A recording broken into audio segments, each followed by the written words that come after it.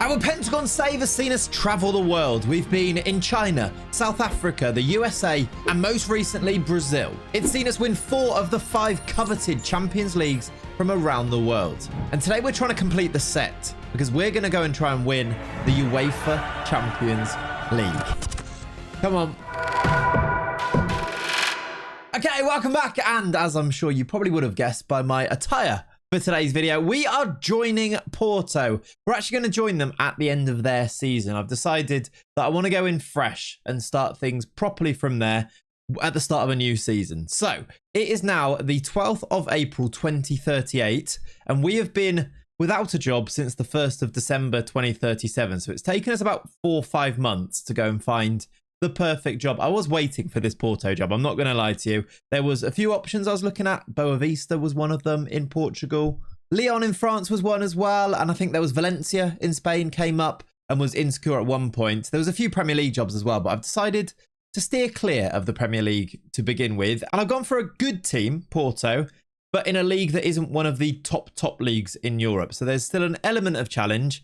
And an element of realism is kind of what I was going for here. So Porto are having a pretty rubbish season in Portugal. And they currently sit 5th after 29 games. So there are, is it 34 games in the league? There are 34 games in the league. So with 5 games to go, they're not going to get anywhere near winning this league. And the idea that Porto would turn to Brazil to look for their next manager feels like something that would be realistic to me. And actually, would a manager who's done well in Brazil go straight into a Premier League job?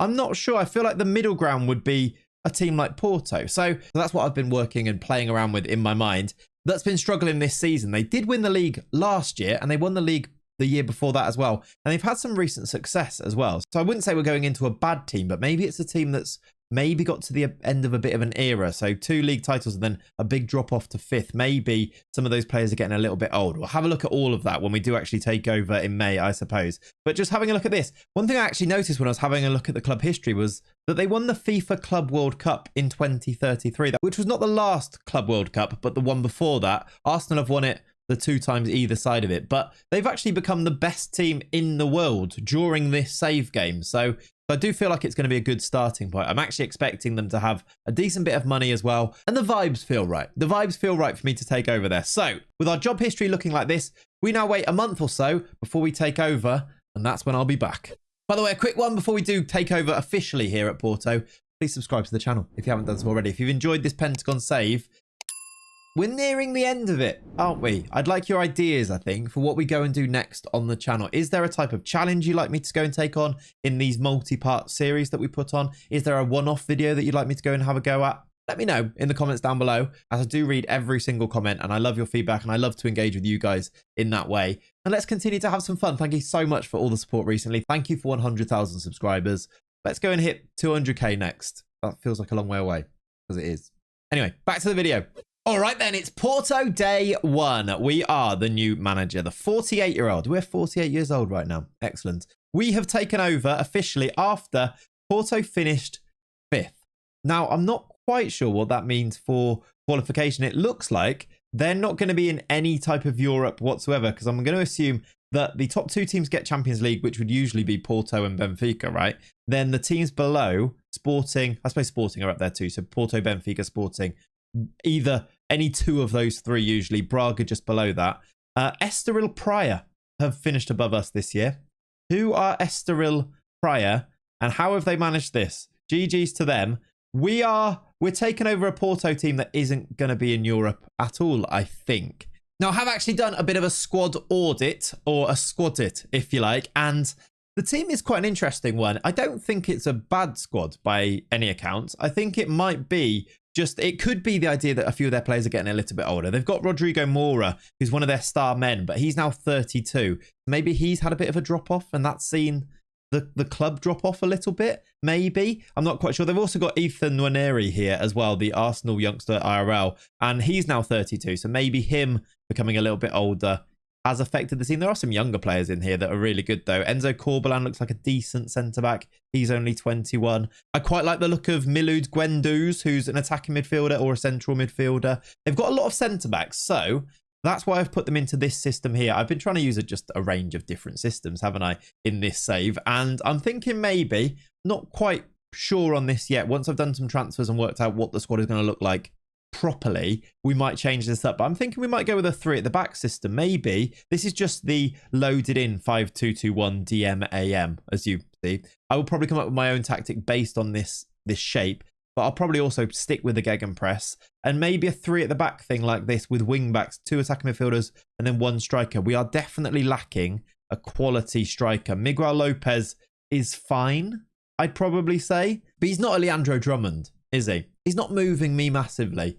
And one thing that is going to be possible is bringing players over from Vitória to this team here. This Vitória team that we built was just incredible, wasn't it? And it was full of young players. Players like Hugo Espinosa, who is just a superstar. And I'm thinking we should be able to bring a few of these players over to Portugal with us because their prices, their values are so low because they play in Brazil and because we've been given an absolutely massive budget here at Porto. We've got £133 million to go and spend. It's actually not quite that once I take away. We need to sort out this wage budget a little bit. Over 100 million though to go and spend. That feels like I can go and have quite a lot of fun to try and turn this 5th place Porto team into a title winning team next season. And then that will get us back into the Champions League. That feels like the obvious order of the day. It seems like I can have a lot of fun here. And we're playing Football Manager. And sometimes in Football Manager, you just have to lean into having a lot of fun. So I might go a bit crazy in the transfer market now. And I'll be back to tell you how this squad actually looks once I've put my own stamp on it. Come on.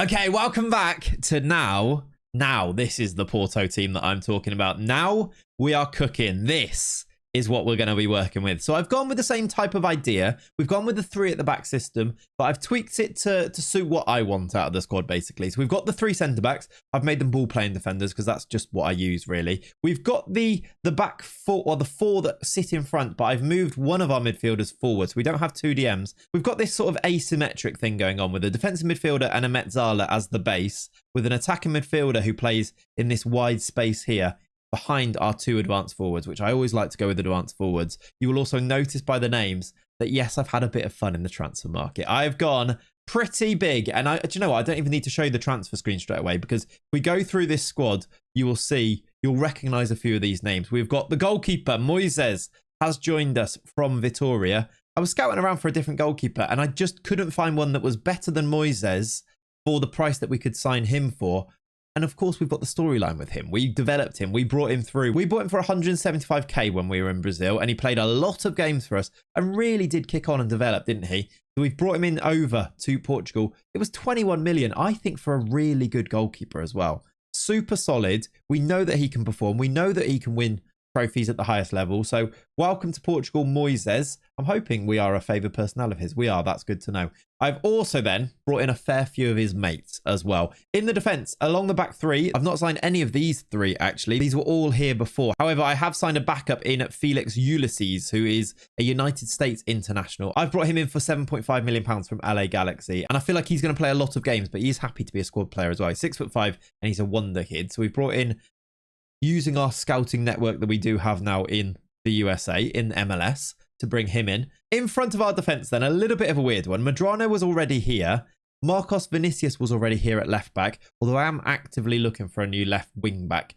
Really struggling to find a really good one. Marcos Vinicius is sort of fine, but again, he's not moving me massively, and he's 6'5", which feels weird to be playing him at left wing back. It's very Dan Burn, isn't it? But at the moment, he's in there. And at right back, this is odd from me, but Hugo Espinosa looked like a player that was too good not to sign, and then I'd already decided not to play wingers. Maybe I should change and use wingers. Instead, though, I've had a look at him. I reckon we can turn him into a flying wing back. What do you reckon? Now, ignore the tackling, ignore the marking, because we're going to be a dominant team that wins games, so it's not going to matter. At least that's what I'm telling myself. We're going to turn Hugo Espinosa into a wing back. I've given him the number 2. I'm committing to this. But I think he's really good. He's an elite winger. 20 agility, look. And we could sign him for £23.5 million. Now, it's given a lot of money to Vitória. I talk about wanting to leave my clubs that I manage in a better state than I found them in. Is taking all of their players doing that? I think it probably still is. And I'll tell you for why. The AI is rubbish at managing the clubs that you leave behind. And I feel like he would have been sold off anyway. So why not us have him rather than he would have been at Arsenal in no time, and he'd probably be playing as a winger, wouldn't he? But Do you see the point that I'm making? That the AI probably would have sold them all anyway and made Vitoria rubbish, regardless of whether we took the players. At least we're giving them some money and we get to benefit from those players. That's kind of what I'm telling myself, at least. I've then also, of course, I had to do this one. This one was a must signing. Hudson is also here. The third time we have signed Hudson. We signed him for Chicago Fire for 175k. We signed him for Vitoria for 8.5k. And now it's going up every time. 42 million pounds. Hudson is in Europe. 26 years old. He is now a fully fledged Brazil international. He became a Brazil international when we were at Vitoria, which is quite cool, isn't it? He is going to be our number 10. He's glorious, isn't he? You know all about Hudson, don't you? He's actually already played his debut and scored on his debut, which is a really cool thing as well. And then my piece de resistance is the strike force. I have brought through the star boy, Leandro Drummond, 20 years old now, under 23 caps for Brazil. We've brought him to Portugal. He actually cost quite a lot of money, but it's a good job we had a really big budget. Leandro Drummond, £30 million, is now a Porto player. Also has scored on his debut and got an assist and got player of the match and an 8.1 average rating. Leandro Drummond, though, we've given him his famous number 99 shirt. We had to. He's a wonder kid. I'm hoping he's going to go from strength to strength as well. He'll be playing up front with another Brazilian, and I feel like I've done a really good signing here. Not actually from Vitoria, but from Botafogo, a player that I was looking at quite a lot when we were Vitoria manager. I couldn't ever quite afford to buy him at Vitoria. Otherwise, I would have loved to have brought him in. But Ivan is another Brazilian striker, only under 20 caps for him, but I think he looks incredible. He's only 5'9", so you guys that say I only go for tall players, not true. I've brought in a short king, and Ivan is going to be our short king. He scored a fair few goals with playing in Brazil. Look, 25 in this season is really good. £18.5 million. It was his release clause for foreign clubs. That's why I couldn't afford to bring him in at Vitoria, because domestically it would have cost us way more. But a super cheap foreign clubs release clause means that we can benefit from that now. And those two are going to be our main strike partnership with Giovanni to back them up. I had to bring him in. I think he's past his best. I'm not even sure he's going to be particularly good in Portugal, but it's Giovanni. He's now also a member of the Hat-Trick Club. We've signed him for 3 different teams. Mamelodi Sundowns, which, by the way, I noticed is one of his favoured clubs still. His only favoured club still. Giovanni, who's played a lot more games for other clubs now, I think, in total, but Mamelodi Sundowns is his favoured club. We signed him for £1.2 million then they let him go for 550k. That wasn't me. That's what I'm talking about. The AI just do silly things like that, right? We then brought him in at Vitoria for 6.5 million. He actually did really well, didn't he? He got 16 and 19 and then 8 and then 5 and 8 in the second season. We've also bought him for 6.5. I think, again, that was his release clause. He's valued at a little bit more, but he is 29, but he's also happy to be a fringe player. So I think we had to bring him in. He's one of those players. By the way, the first player that I tried to sign was Chukwuemeka Matthew. He is just impossible to sign. I had a deal completely lined up to sign him, and instead of accepting our deal, he signed a new contract with Al Tawoon in Saudi Arabia. He signed that contract, look, on the 17th of July of this year. We had it all lined up. I was going to buy him. He's got a minimum fee release clause of £63 million now. If I speak to him, he's now not interested because he's only just signed a new contract. But one thing, just to assure you, I'm still very much trying to bring Chukwuemeka Matthew home. I feel like since he left, since that time at Chicago Fire, I've been wanting to bring him back. Vitoria, we couldn't get it done. Now that we're in Europe, surely, before he retires, he's now 30, we have to have a Chukwuemeka Matthew return arc. It's very much on the agenda, but right now it's not happening. Other than that, though, the remaining business, I think there's 1 or 2 more. I brought in Franco Fuentes from LA Galaxy to be a backup centre-back or a rotation centre-back. I brought in Wilson Guerra, who is also going to be a backup defensive midfielder, little 5'3". See, short kings. Maybe this is the return of the short king in this part of the series. I'm not. I've signed Giovanni, so it's definitely not, is it? And that makes up basically the squad. And we've kept hold of a few, like Ethan Nwaneri is still here, although he's very much now quite old, and I'm not sure how many games he's going to play. The overall spending looks like this. It's £173 million spent, but I have sold players for quite a lot of money, £98 million going out. Look, the biggest one was Santa Maria, Miguel Angel Santa Maria, who was a right back. We sold him. And then Ali Isawi was a centre-back that we sold to Valencia. He's pretty good, but at 30, to give us the money to go and sign some of the replacements that I brought in, I felt like it was the right thing to do, and he did want to go anyway. Dione, Lopez, Hidalgo also did go. Omar Odyun has gone on loan. He is not quite the man that he used to be. And I just didn't think he was going to play. He's 35 years old. So I did just try and shift him on. He's gone on loan to PSV, and then I think he'll hopefully join there permanently afterwards. There wasn't any incoming transfers that I missed on here. Look, Andreas Bauer, the goalkeeper, did join this summer, but he was on loan last year. So it was part of that deal for him to join permanently. He's going to be our backup. He's going to be our number 2 because Moises has come in to take over from him. And then I think all of the sales were done before I was here. Yeah, Pedro Jesus is a really good goalkeeper, but they sold him to Liverpool for 33 million in February of this year, look, before we arrived. So that is the business. This is the approach that we're going to go with. I think it's a cool thing to bring in a few of our tried and trusted young players. We may well bring in more of them because that's just the way that these things go, isn't it? And I will definitely be tempted to do that. But now we go into our first season in a European league. We're not actually favourites. Benfica are a joke. They are 4-9 odds on to win this league again. They've also got a centre-back called Martin Killer, who is a fantastic name. He might be somebody I have to sign in the future. He caught my eye immediately. He's also really good. Martin Killer, an Argentinian that they've signed from River Plate. He sounds tough, is what I'll say about him. But yeah, we're not favourites. We actually only get a couple of players into this Dream 11 as well. It's Hudson and Espinosa, and I'm using Espinosa as a right wing back. So we're not actually expected to win the league this year, but of course that is my aim. I'm going to see you about halfway through to see how we're getting on. Okay, then here we are. We are 15 games into the season, and I suppose as predicted, we're actually second in the league. Benfica are really good. After they've played 15, they've only drawn 1 and lost 1. We did beat them. We beat them 2-0, but we've dropped points against Famalicão, and also we've drawn to Ferenc and Vitória de Guimarães as well. So we've dropped points in 3. They've dropped points in 2. We're right there in a title race, but we are currently in second position, which is where we were predicted to be. I did also, here's the team and the stats so that you can see how everybody's doing so far. I have also, the thing to show you, by the way, is Leandro Drummond has got 24 goals in 19 games. Lots of them in the cups.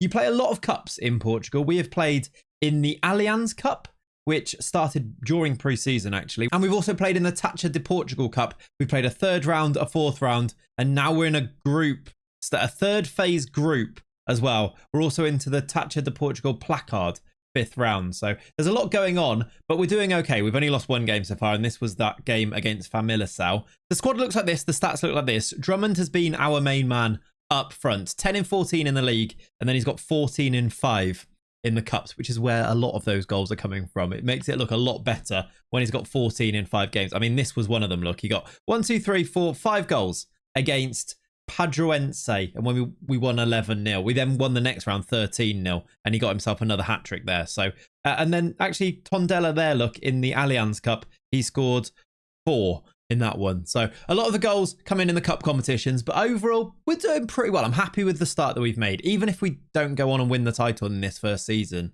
if we can get ourselves back in the Champions League, that's kind of where we need to be. I'd love to pip Benfica to the title in our first year, if only for it to go on our record, and it's another league that we've managed to conquer. That's kind of where I want to get to, but I'm hoping we'll have a few seasons to try and do that. Getting back in that Champions League has to be the first order of the day. You may notice from the team here that there is a couple of new names as well. I did do a little bit of extra business. Main business was to sign a left back that you may recognise. Lee Jae-hong is once again a defender under our stewardship. We signed him as a left wing back at Chicago Fire. We signed him for how much then? £1.8 million back then. We then sold him to Al Hazem for £2.5 million. Was that after we left? Or was that a release clause thing? I'm struggling to remember. It could have been either, but I think it may have been after we've left. Either way, we've now brought him back for £35 million to go and play as our left wing back. He is a natural left wing back, which I suppose is a good thing when you compare it to the other side, which is where Espinosa is still playing. He's still only got half a star, look, of familiarity in this role, but he's played about 15 games. He's now unconvincing, so he's getting closer. At least it is half of an actual gold star in there. He's actually playing pretty well as well. Last 5 games, 7.2. Look, he's a really good footballer. Still can't tackle, still can't mark play, although the marking does have an up arrow. It'd be cool if that could go up. If we could actually turn him into like a seriously good wing back, that'd be quite a cool upgrade, wouldn't it? Those were the main bits of extra business that I did. If I show you on here, I signed Lee Jae-hong for 35 million. I did actually sign another backup left wing back who is Eddie Vieira. He's English, actually. We signed him from Manchester City. I think he's actually quite good. Can play left wing as well. And he was £9.5 million. So he's going to be the backup. That's why he started 2 and then made 8 sub appearances. Look, those 2 have made up a new left-hand side. And I did sell Marcos Vinicius, who was our left wing back. I actually sold him to Vitoria. So they've got a nice little left wing back to go in and play there, look, which is it's quite nice to do business with your old club, isn't it? 18 or so, well, about £20 million there or thereabouts for Marcos Vinicius, and then a few loans. This guy, by the way, Stefan Olivier, is a Portuguese centre-back that we've got at the club who we've inherited. He's actually a wonder kid. Looks really good. I didn't think he was quite good enough to be starting this year, but I've loaned him out to Hertha, where I'm hoping he's playing games. He is playing games, so hopefully he will continue to develop, and then maybe next year he can be one of our starting 3 at the back here. At the moment, we've got Corbelan, Monzon, Pratton, and then I'm also bringing in Ulysses to play a lot of games as well. He's played 11, well, made 11 starts, look, as you can see. He's really good, as well as a few of the other ones, doing lots of rotation. Fuentes is the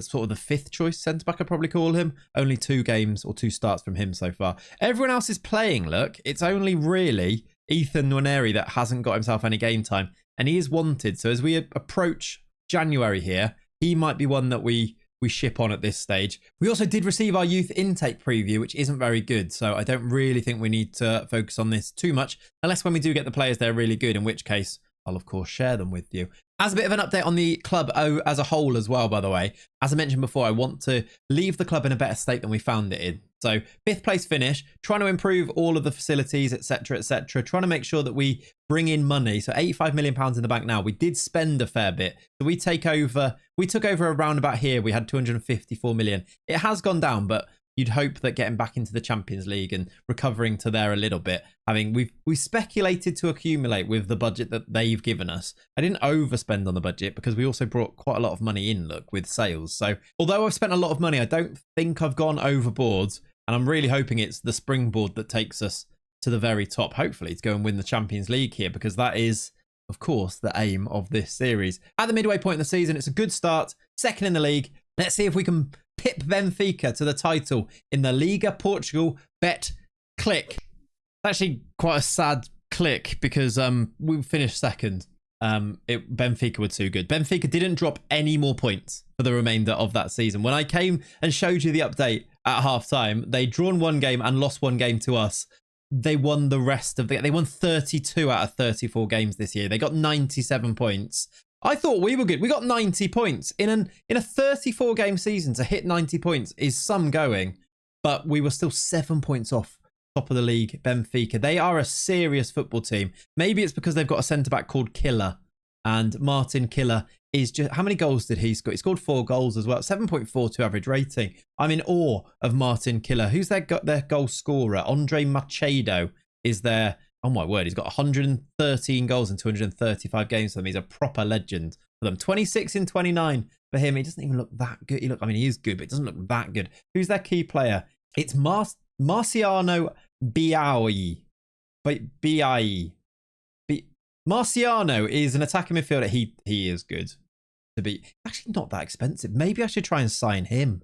We've got Hudson to do this though, but he is pretty good. 26 years old now. He is their star man. Maybe that's the way to try and win this title.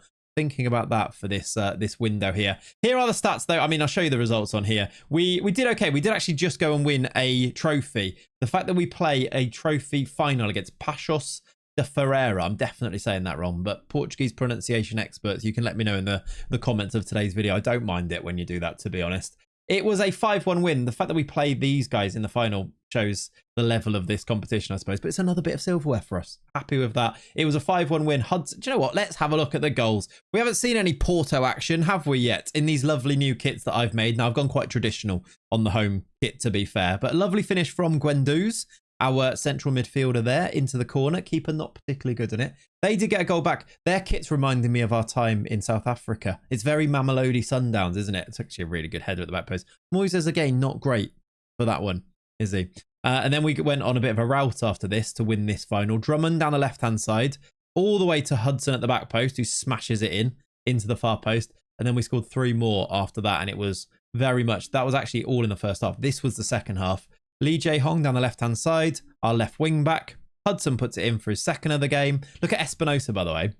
He's the lad with that he's taking this corner look with the mohawk. Ulysses, big American at the back for us, heading this one in. Into Medrano in the midfield here. Guendouzi.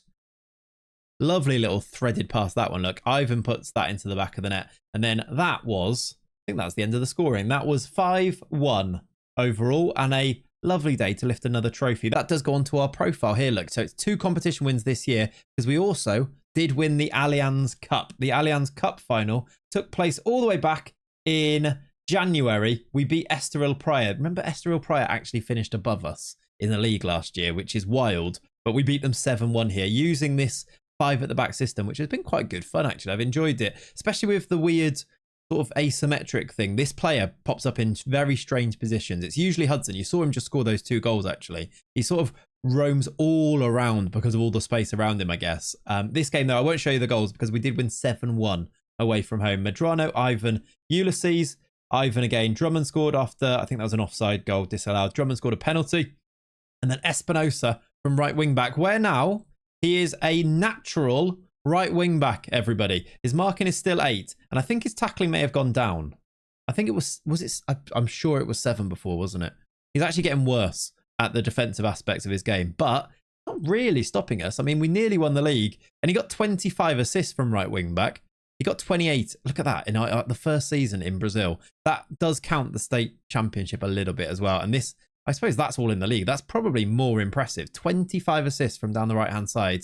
5 goals as well from right wing back. He's just a really good player. But ultimately, it's a little bit in vain because despite those cup wins, we didn't win the league. Benfica are just really good. It means that we're going to have to go again next year with a little bit of transfer business. Maybe just 1 or 2 real upgrades on this team. But I think this is a good team. I think this is a team that can do okay in the Champions League. I don't think it would win it at this stage. If we're not able to win the Portuguese league, I don't think we can sit there and go, we're going to win the Champions League. But now we are back in the Champions League. I'm hoping we can attract a level of player that is right up there. And we do still have a bit of money to spend too. £45 million to spend. They've actually given us a massive wage budget. If I can't do it, but if I could put that into the transfer budget, that would be a serious transfer budget, actually. But also, looking at this squad, I know that there are a few players that I'd be happy to move on. Players like at the back. I'm looking at the centre-backs really as a place where we can definitely improve. But like Pratton, I think we can improve on, and he's very much wanted by lots of teams in Europe. Even Monzon, who I quite like. We could move on for decent money. We've got Corbelan already to come in. Even Corbelan himself is wanted by loads of teams. Because of how well we've done in the league, we do have a lot of our players wanted at the moment, which on one hand is a bit worrying because they might get taken and we're going to have to try and find replacements. But on the other hand, there is the option to speculate and bring in some real money and spend it on players that can improve us. So I'm quite excited for that. I have actually already started that to let you in a bit of a secret. Before the end of the season, I arranged to sign a Daleton from Palmeiras, who is a central midfielder. Again, he's another one that I remember looking at and thinking about signing when we were at Vitória. He plays for Palmeiras. He's in midfield. We are signing him for £18.5 million, which is a release clause. I think he could come in and probably be a little bit better. In fact, let's compare them. Maybe a bit better than Guendouzi, who plays in our midfield. I think he might just, he's definitely a rotation option, but I think maybe even a slight upgrade.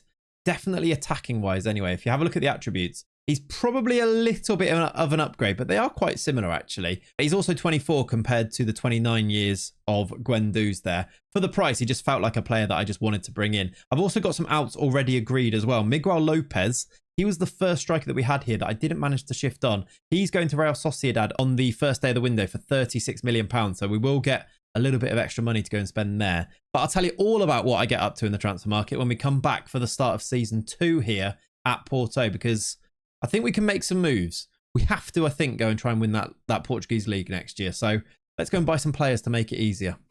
Okay, welcome back after another pretty big transfer window, if I'm going to be honest with you. I wasn't anticipating it being this big, but I'm quite happy with the business that we've managed to do. We have spent £212 million.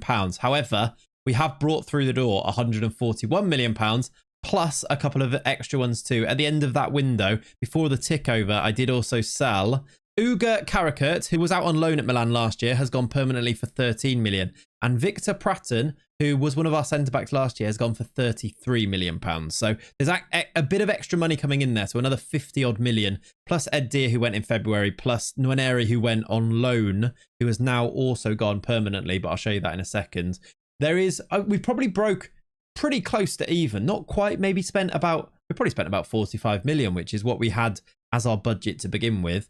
I think we're stronger, although there are a couple of iffy areas, which I'll talk you through now.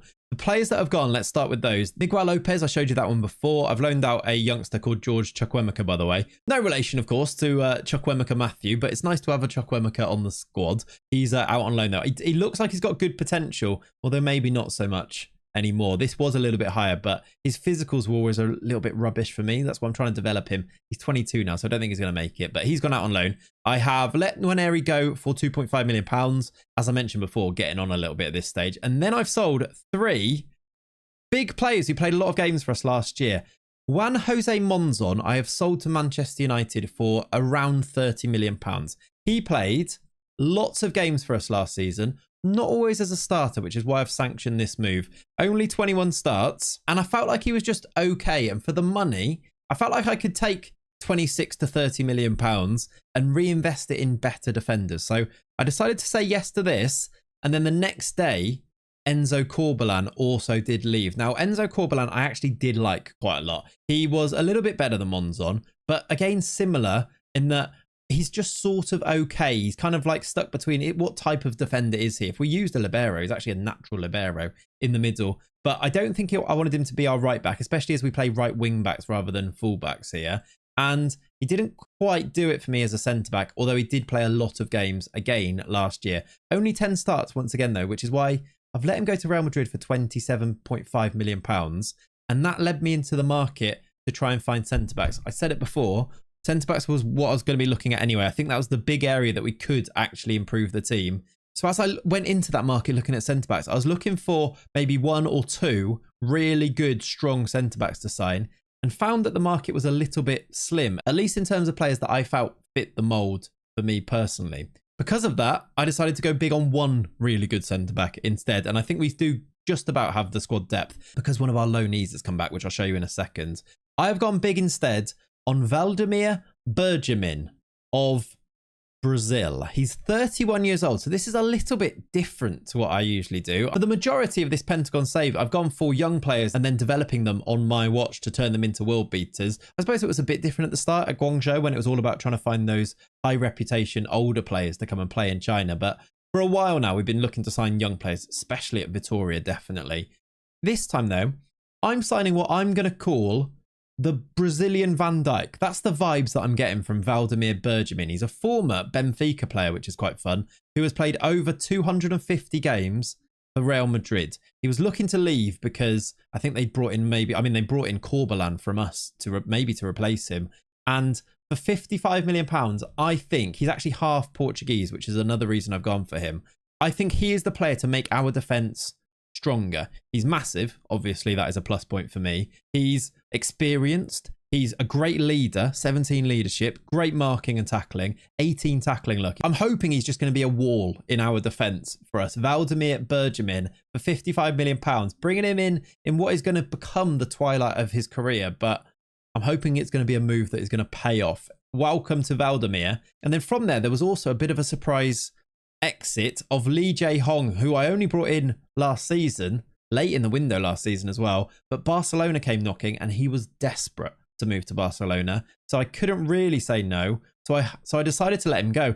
£46.5 million, but it does rise to 63 million, so not far off doubling our money after just 26 games for us. I've decided to let him go, and that then did panic me into trying to find a replacement, which hasn't actually been that easy. I thought it would be easier. We do already have Eddie Vieira, who can play left back and left wing back, and he's pretty good.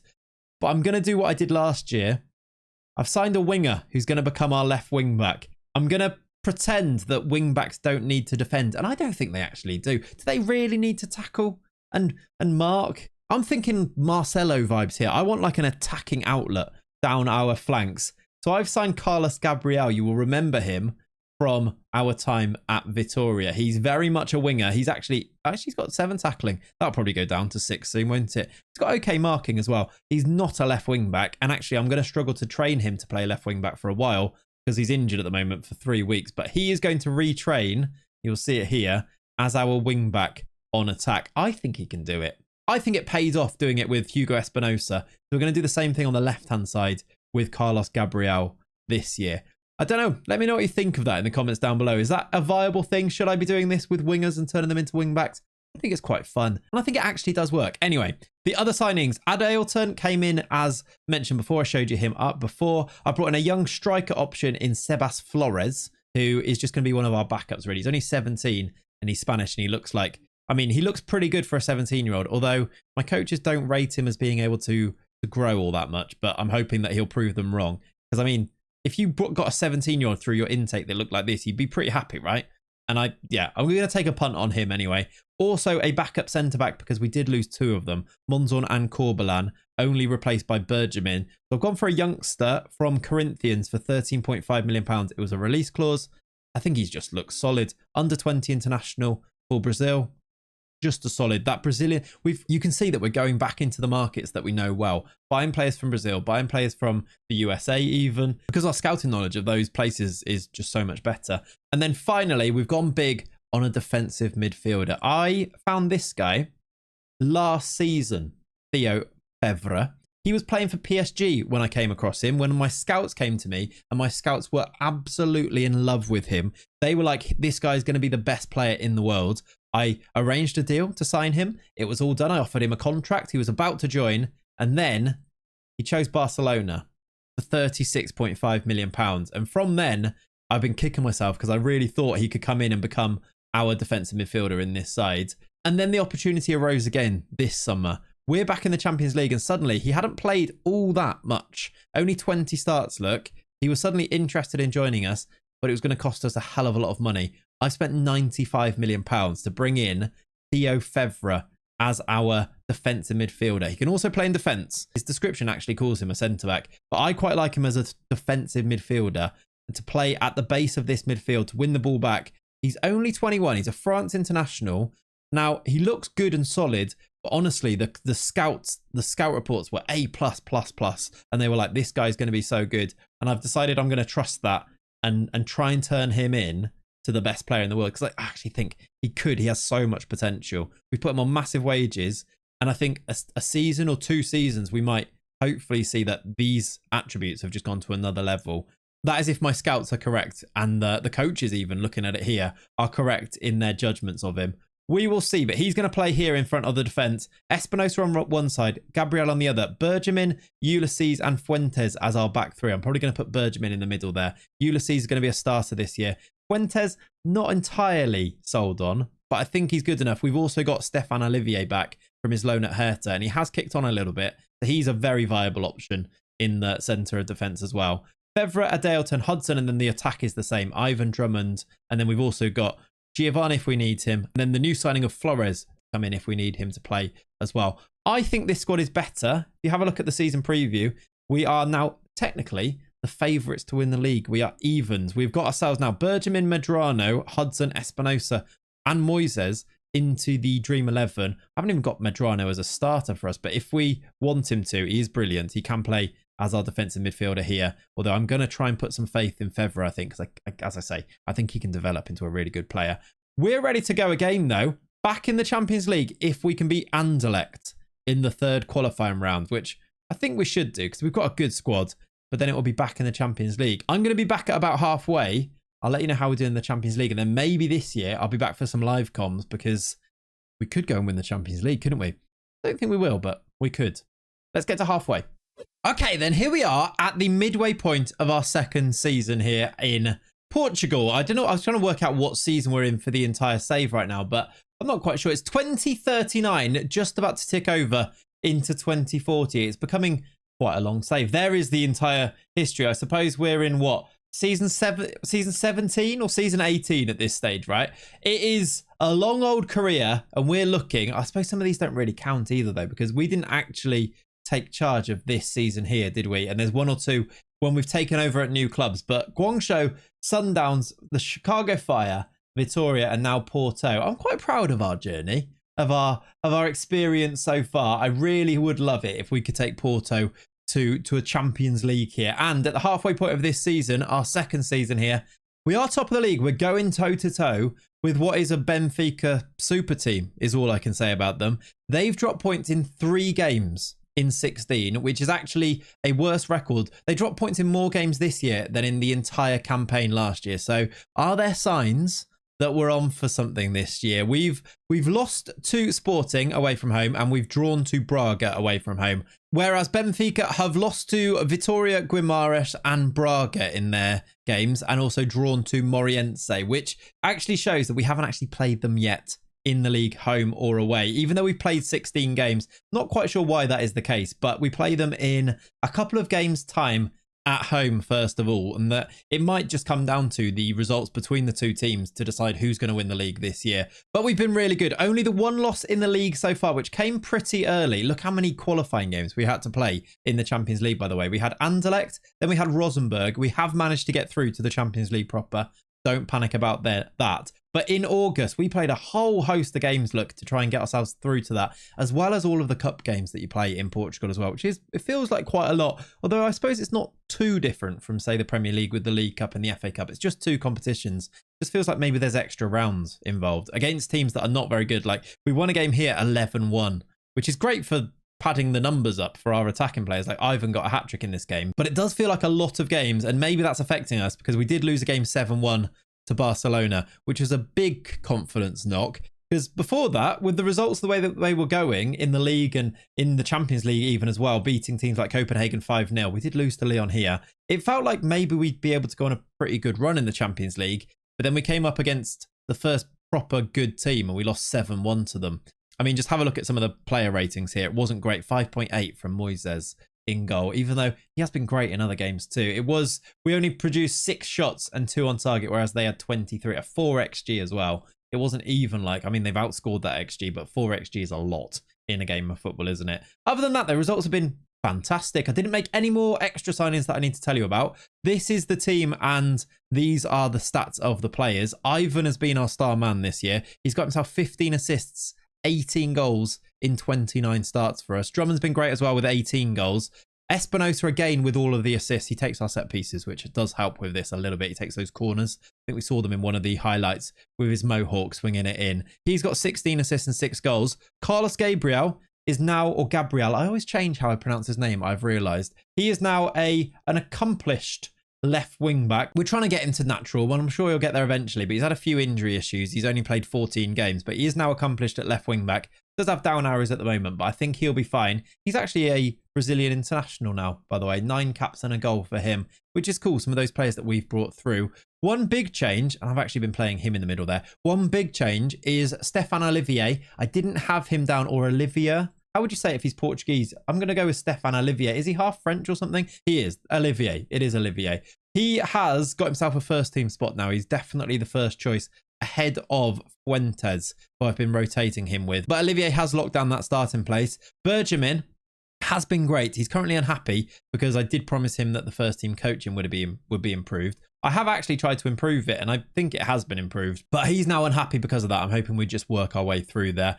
Hudson, great in behind the strikers. Adaleton has settled in lovely. 10 goals from this midfield spot here. And then, yeah, the tactic seems to be working. We've got some lovely green lines of relationships between players here, which is really cool to see, isn't it? We're doing well. We're top of the league. We're still in the Champions League. In the league phase, we have played 6 games out of the 8. We've won 3, drawn 1. We drew to Man City, by the way, and we've lost 2. Barcelona and Lyon, that 7-1 loss in there. But we have beaten Besiktas, Roma. 4-0 against Roma is a good result, isn't it? And 5-0 against Copenhagen. 8 goals from Drummond, joint top goal scorer in the competition so far. We should be looking good to go through to the next round, probably in the playoff, which we're going to have to play, it seems. Unless, I mean, 2 wins and maybe we can sneak into this top 8, actually. Be nice to get into there. We are playing Atletico and Liverpool, so it might be 2 losses, which should just see us through even in those playoff spots. But we should be going through if we go through that round, and maybe I reckon if we get to the quarterfinals or the semi-finals, definitely semi-finals, I'll be back to do some live comms because we need to share that moment if we have a chance of winning it. I reckon we're very much outside bets for this year. If we get through, we'll do live comms. If we go out, I'll probably let you know how we've done at the end of the season. Right now, I'm going to go play some games and I'll be back with an update soon. I'm chasing down a first title in Portugal. Can we beat Benfica this year? Let's go find out.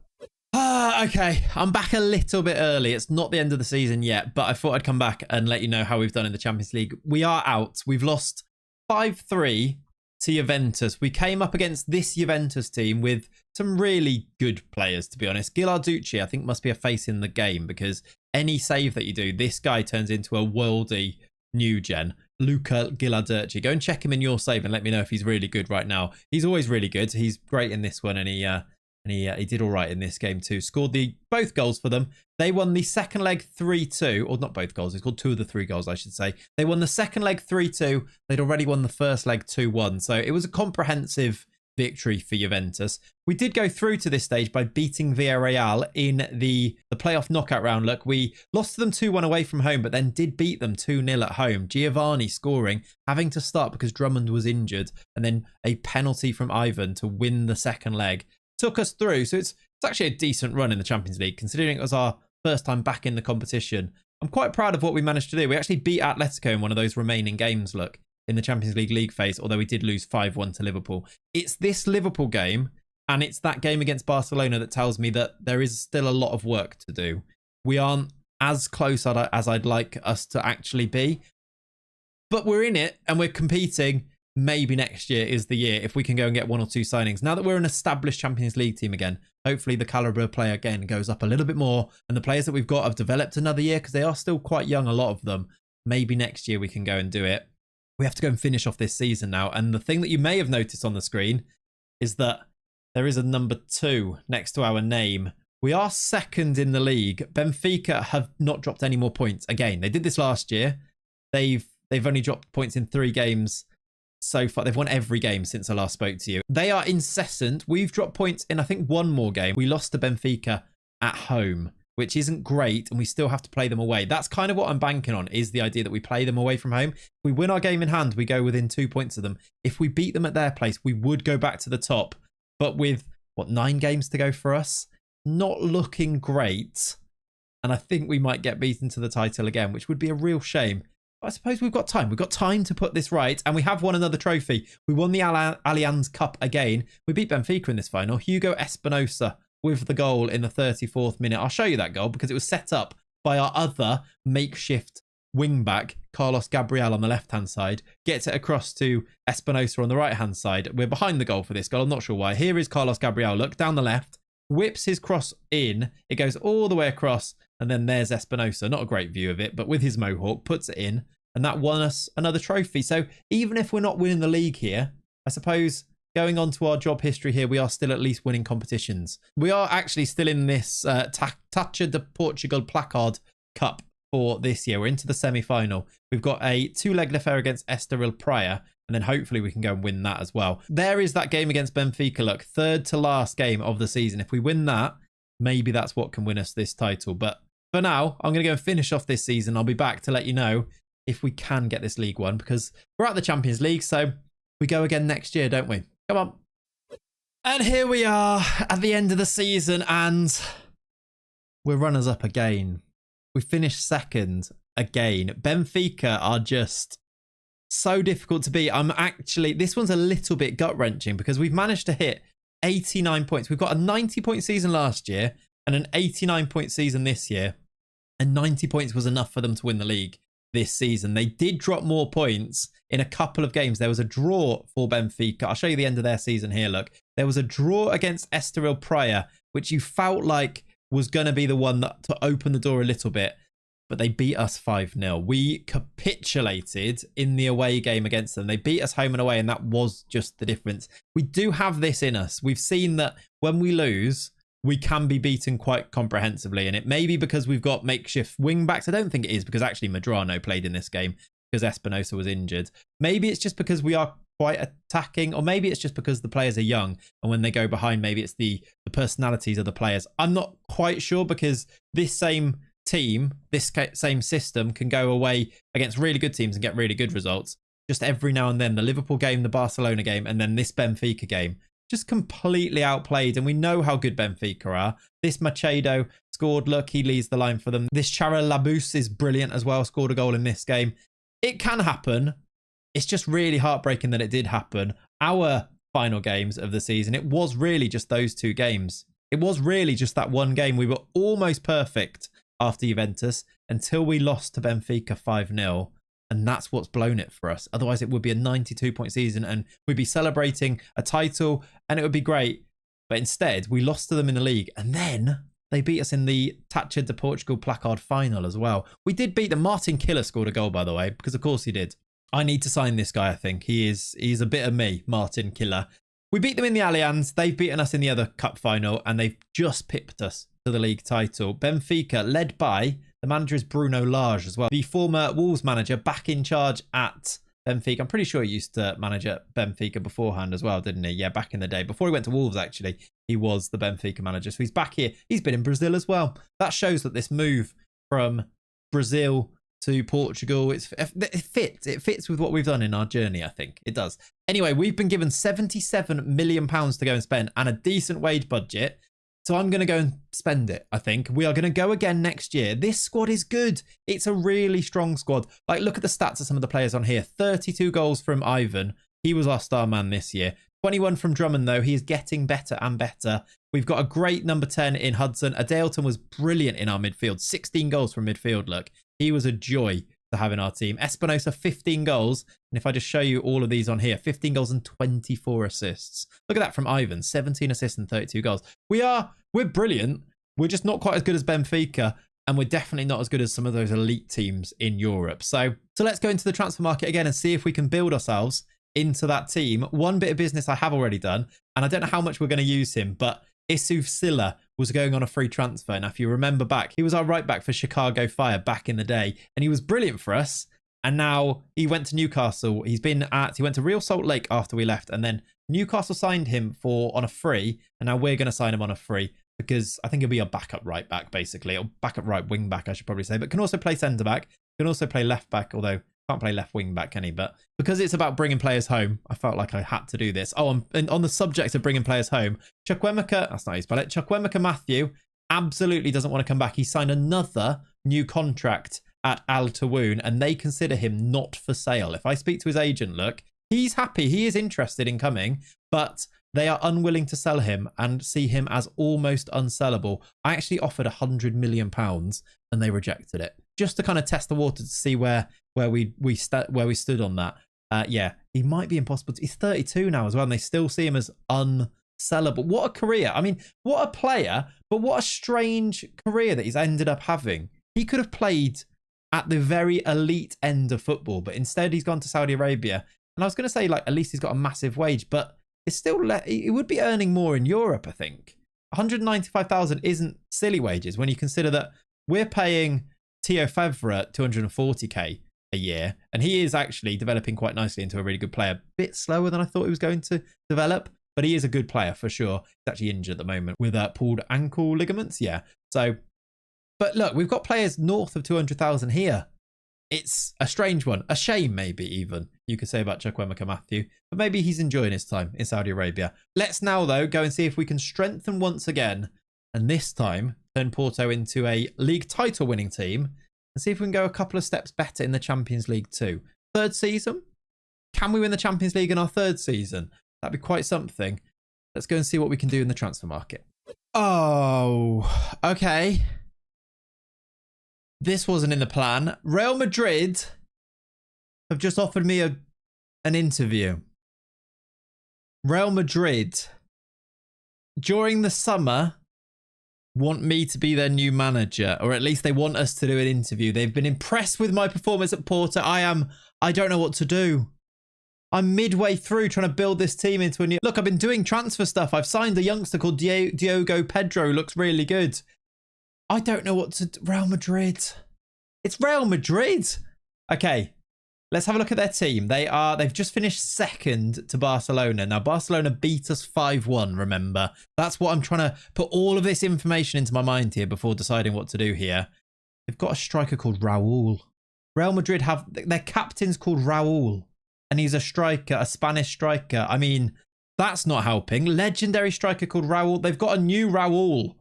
That makes me really want to win a Champions League with him as our striker. Erik ten Hag, former manager. Is he who the manager was? Is that who he'd be taking? It was.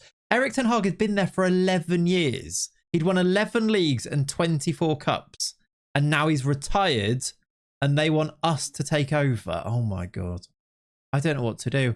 They've got Gu. Do you remember Gu? We had him at Vitoria. He was out. I mean, look how good. This is the only way we're going to end up using Gu again, I think, isn't it? He had gone there for £53 million after we left Vitoria.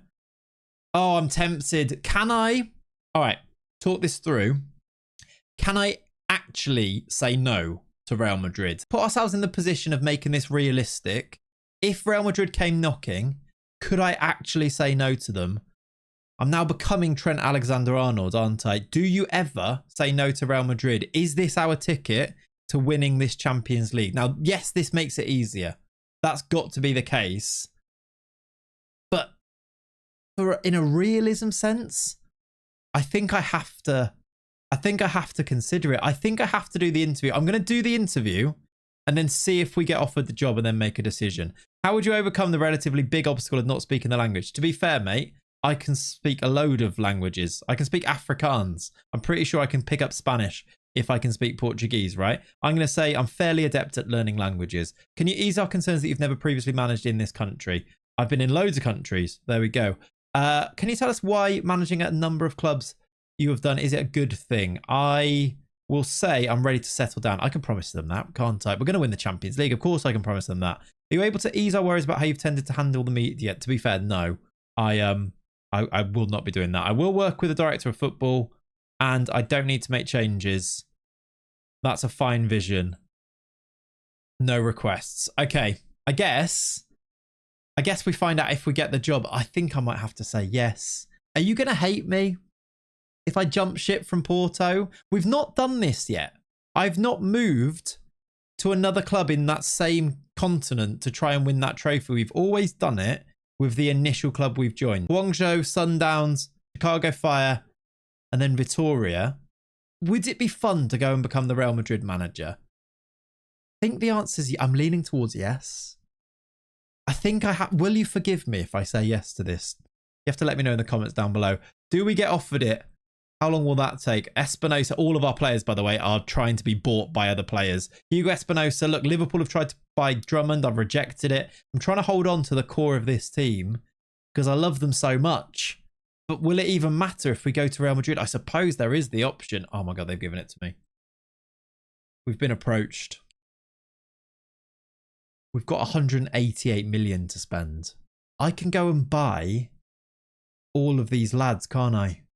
I can go and buy Drummond and Ivan, Hudson, another club to take him to, Espinosa, if we play with wing backs or wingers. Ulysses will be a great centre-back to bring in. He's really developed, by the way, into a great centre-back. I don't know what to do. Don't know what to do. The 188 million makes me even more likely to take this, I think. 3-year contract. They want us to sign players under the age of 23 and not over the age of 30. They want us to challenge for the Champions League and win La Liga, focusing on youth systems as well. I think I have to do this. I'm going to go full Trent Alexander-Arnold and say goodbye to Porto and hello to Real Madrid. We are the Real Madrid manager.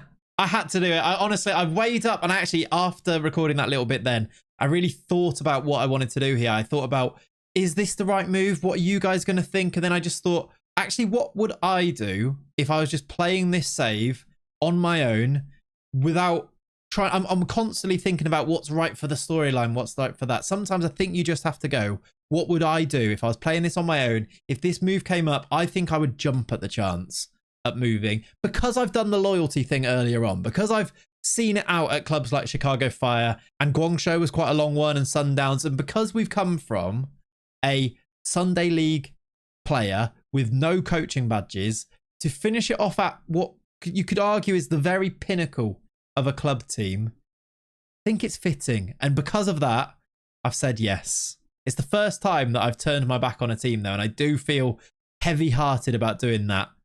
But I think we're going to do it. I will bring Fabinho, by the way, who's been our assistant manager at Vitória, Porto, and now I'm going to try and bring him because he was at Real Madrid as well. I'm going to try and bring him. He's actually, yeah, he's left. I thought he would. He's left Porto as an assistant manager. First thing I'm going to do is sign him as our new assistant manager. And I suppose I need to get to work on what we're going to do with Real Madrid. What system are we going to use?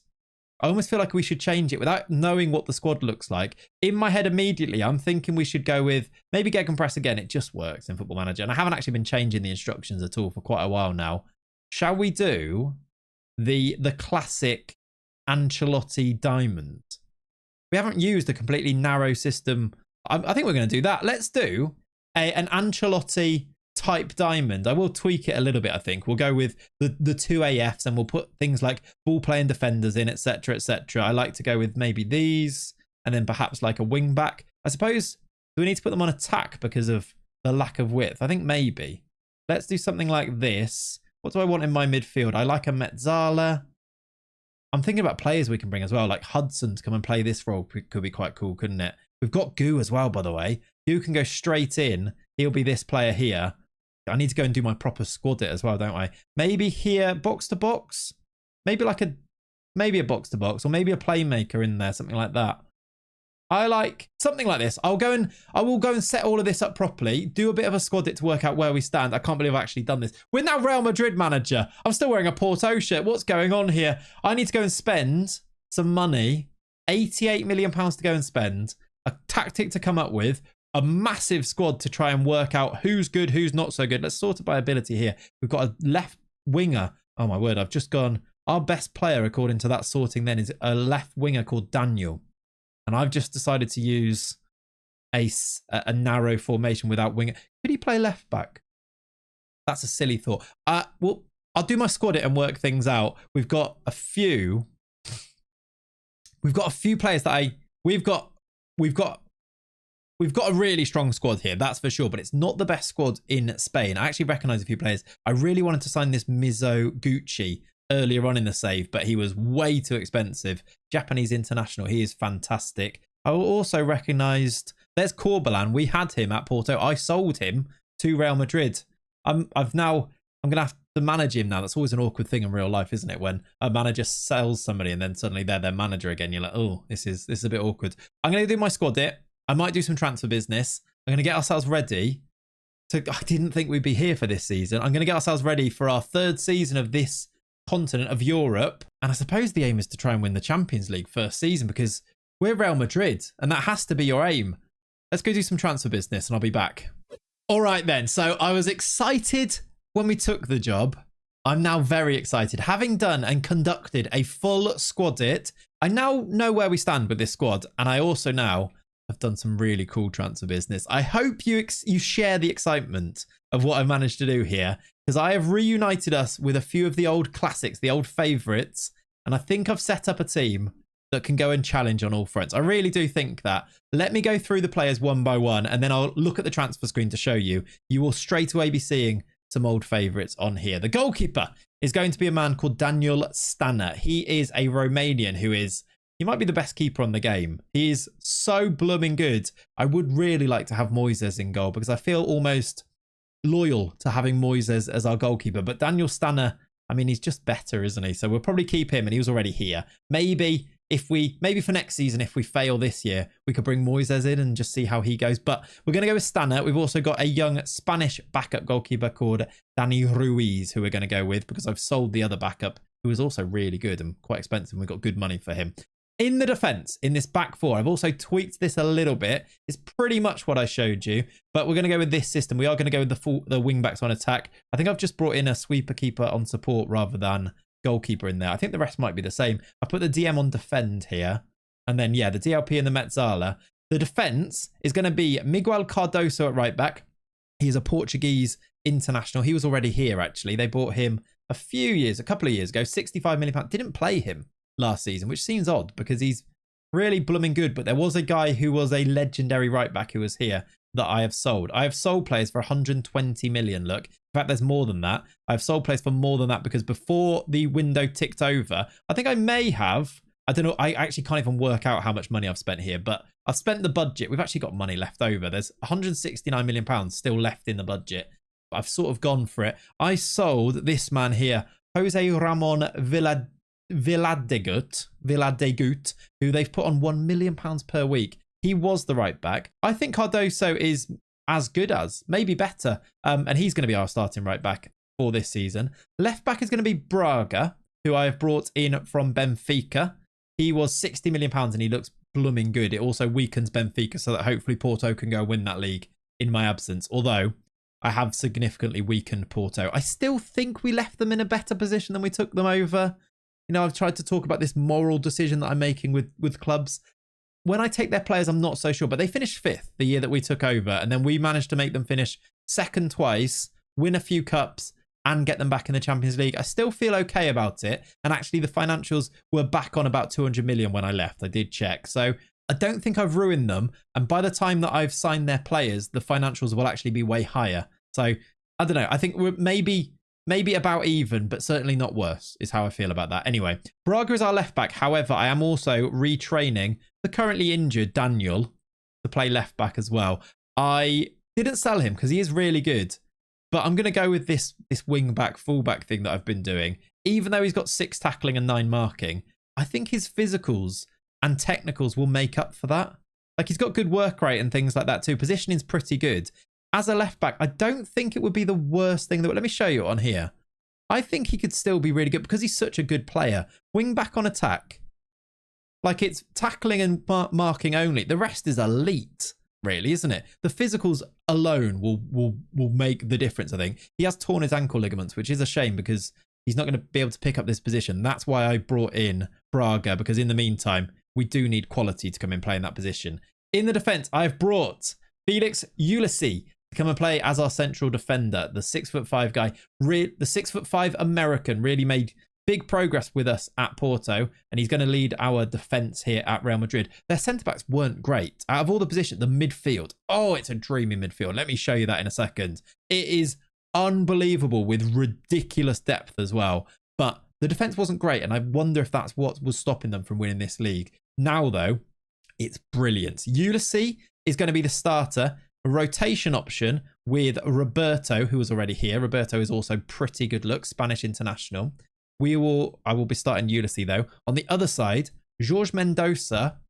Props to you if you recognise this name, by the way. I actually signed him for Chicago Fire and then never got to use him because I loaned him straight back to the team that we bought him from in Argentina and then left before he arrived. So I didn't actually ever get to experience him in the USA, but I knew that he was good from scouting him and finding him. Just finding young South American youngsters that you know are going to be amazing is so much fun, isn't it?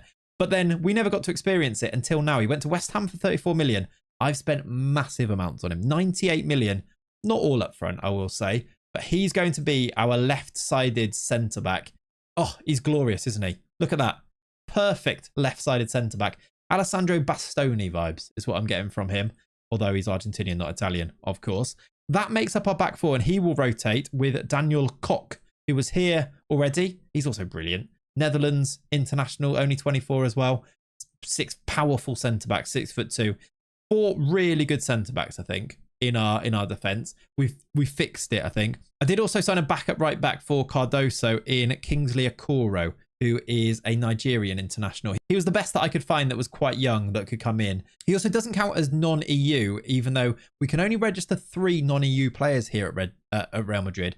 But in Spain, a lot of the African nations don't count as non-EU, which is quite useful. So I've been trying to use that quite a lot. Very luckily, Felix Ulysses is half Ghanaian. Otherwise, he would have been a problem. But that worked out quite nicely. Otherwise, I would have had a bit of a problem because I have signed quite a few non-EU players. Leandro Drummond is non-EU. Hudson is non-EU. And also Adaleton. And then finally, Adaleton, who I've signed as well, is also non-EU. He's going to be one of our midfield options. But honestly, this midfield is a joke. I know that I'm going into detail here, but I want to show you what a team I've built here. That I'm going to kick myself if I actually don't go and win at least the league and go far in the Champions League. Semi-finals is what I'm kind of thinking here. Gu is our defensive midfielder. Loved him when we had him at Vitoria. He is now just such a good footballer. Elite midfielder. He could easily play as the defensive midfielder, or he could play as this DLP here. Mizuguchi can also swap with him and play both, to be honest, as well. But I think we'll go with Gu there. And then my rotation option for Gu is Theo Fevra. I've brought him again. I've brought him in to our third club. And I've spent massive money on him. And I still don't think he's quite there. But he is going to be good. Trust me. I just know. Again, the scouts loved him. Look at that potential of 5 stars in this Real Madrid team. Surely he turns into an elite talent. He cost us 100 million. So again, so 100 million going to Porto. That sorts out all of their financial problems. They didn't have problems. But that means that they are set for life now. When you add that to the money I've spent on Drummond, who I'm coming up to, and Hudson and Adaleton and Ulysses that I've already added. Porto have made a lot of money out of us this summer, but Gu and Fevra could both play. It could be something like that. I think we'll go with Mizuguchi as the starter though. Doumbia as the Metzala. He was already here, Spanish international. Tried to keep a few Spaniards around. A lot of you did complain that I didn't have enough Americans when we were playing in America, for example. So I've tried to keep a few Spanish players in here. You can see we've got Doumbia, we've got Raul, and there are quite a few on the bench and in the squad as a whole. But sometimes you just have to go with the best players, and some of the best players aren't from the nation that you're managing in. But I have kept it in mind for sure, though. Aitor is Spanish, Pablo Perez is Spanish, Estevez is Spanish in there. There are a few of them on the bench there. Roberto is Spanish as a backup centre-back. Miguel Silva is Spanish as well. There are a few. Danny Ruiz is Spanish. A lot of the bench, most of the bench actually are Spanish. But back to the first team. Doumbia is first choice, but Adaleton could easily come in and play in this position. And then we've got Hudson as our number 10. He is so good. And it's now a 4th team that we've managed him at. We've bought him for Chicago Fire, Vitoria, Porto, and now Real Madrid. £66 million. He's our guy, isn't he? I really hope we're a favoured person now. We are. Which is, it's just cool to have him, I think. He's actually got an amazing rotation option in Aaron Segura, who really probably should be starting. Spanish international. But I think I still do just about prefer Hudson. Maybe it's because of the storyline, but I'm sure both of them will play a lot of football this season. And then up front, Drummond and Ivan. It's not Ivan. I couldn't sign Ivan. In fact, I tried to sign Ivan. Ivan was set to sign for us, and then he chose Chelsea. So he did move from Porto. And instead of moving to us here at Real Madrid, he went to Chelsea instead for 45. What a bargain he would have been. But he's chosen them instead, which I suppose isn't the worst thing because we've got Raul. And I've given Raul his proper number now, by the way. That's better. To see Raul wearing the number 7, we're going to try and win him a Champions League and at least a La Liga this year. That's the plan with Leandro Drummond alongside him. Another team we've managed him at 3 in a row since he came through a youth intake. £43 million he cost for Porto. £80 million is what we've paid for him this season. This squad is outrageous. Some of the bench players as well. Outrageous. Like Dean Arrowsmith is a winger, but we'll probably use him as a backup striker. An Englishman playing for Real Madrid. It's so good. If we go to the league, we are predicted to be favourites for the league. Better than Barcelona. In the Dream 11, we have Stanner, we have Braga, Mendoza, Gu, Hudson. We actually don't have any of the attacking players in there, but we definitely easily could. Raul could easily be in there. I am loving it, although I am still feeling a bit bad for Porto. I'll keep the shirt on out of respect, I think. We've played our first game, by the way. We drew. We drew to Sevilla, which on paper doesn't look like a great start. But if you actually look at the game, it was a goal from Raul to equalise. We did dominate them. They had one shot, which they scored. And then that was it. Maybe we just haven't quite got our flow yet. We haven't quite got used to this tactic. And then I'm hoping that we kind of click into gear in the next few games. Away from home against Sevilla, though, a draw isn't the worst thing in the world. This is our run. We haven't yet had the draw for the Champions League, although we will be in the Champions League, even though you couldn't see it on the schedule there. I'm going to go and try and win it.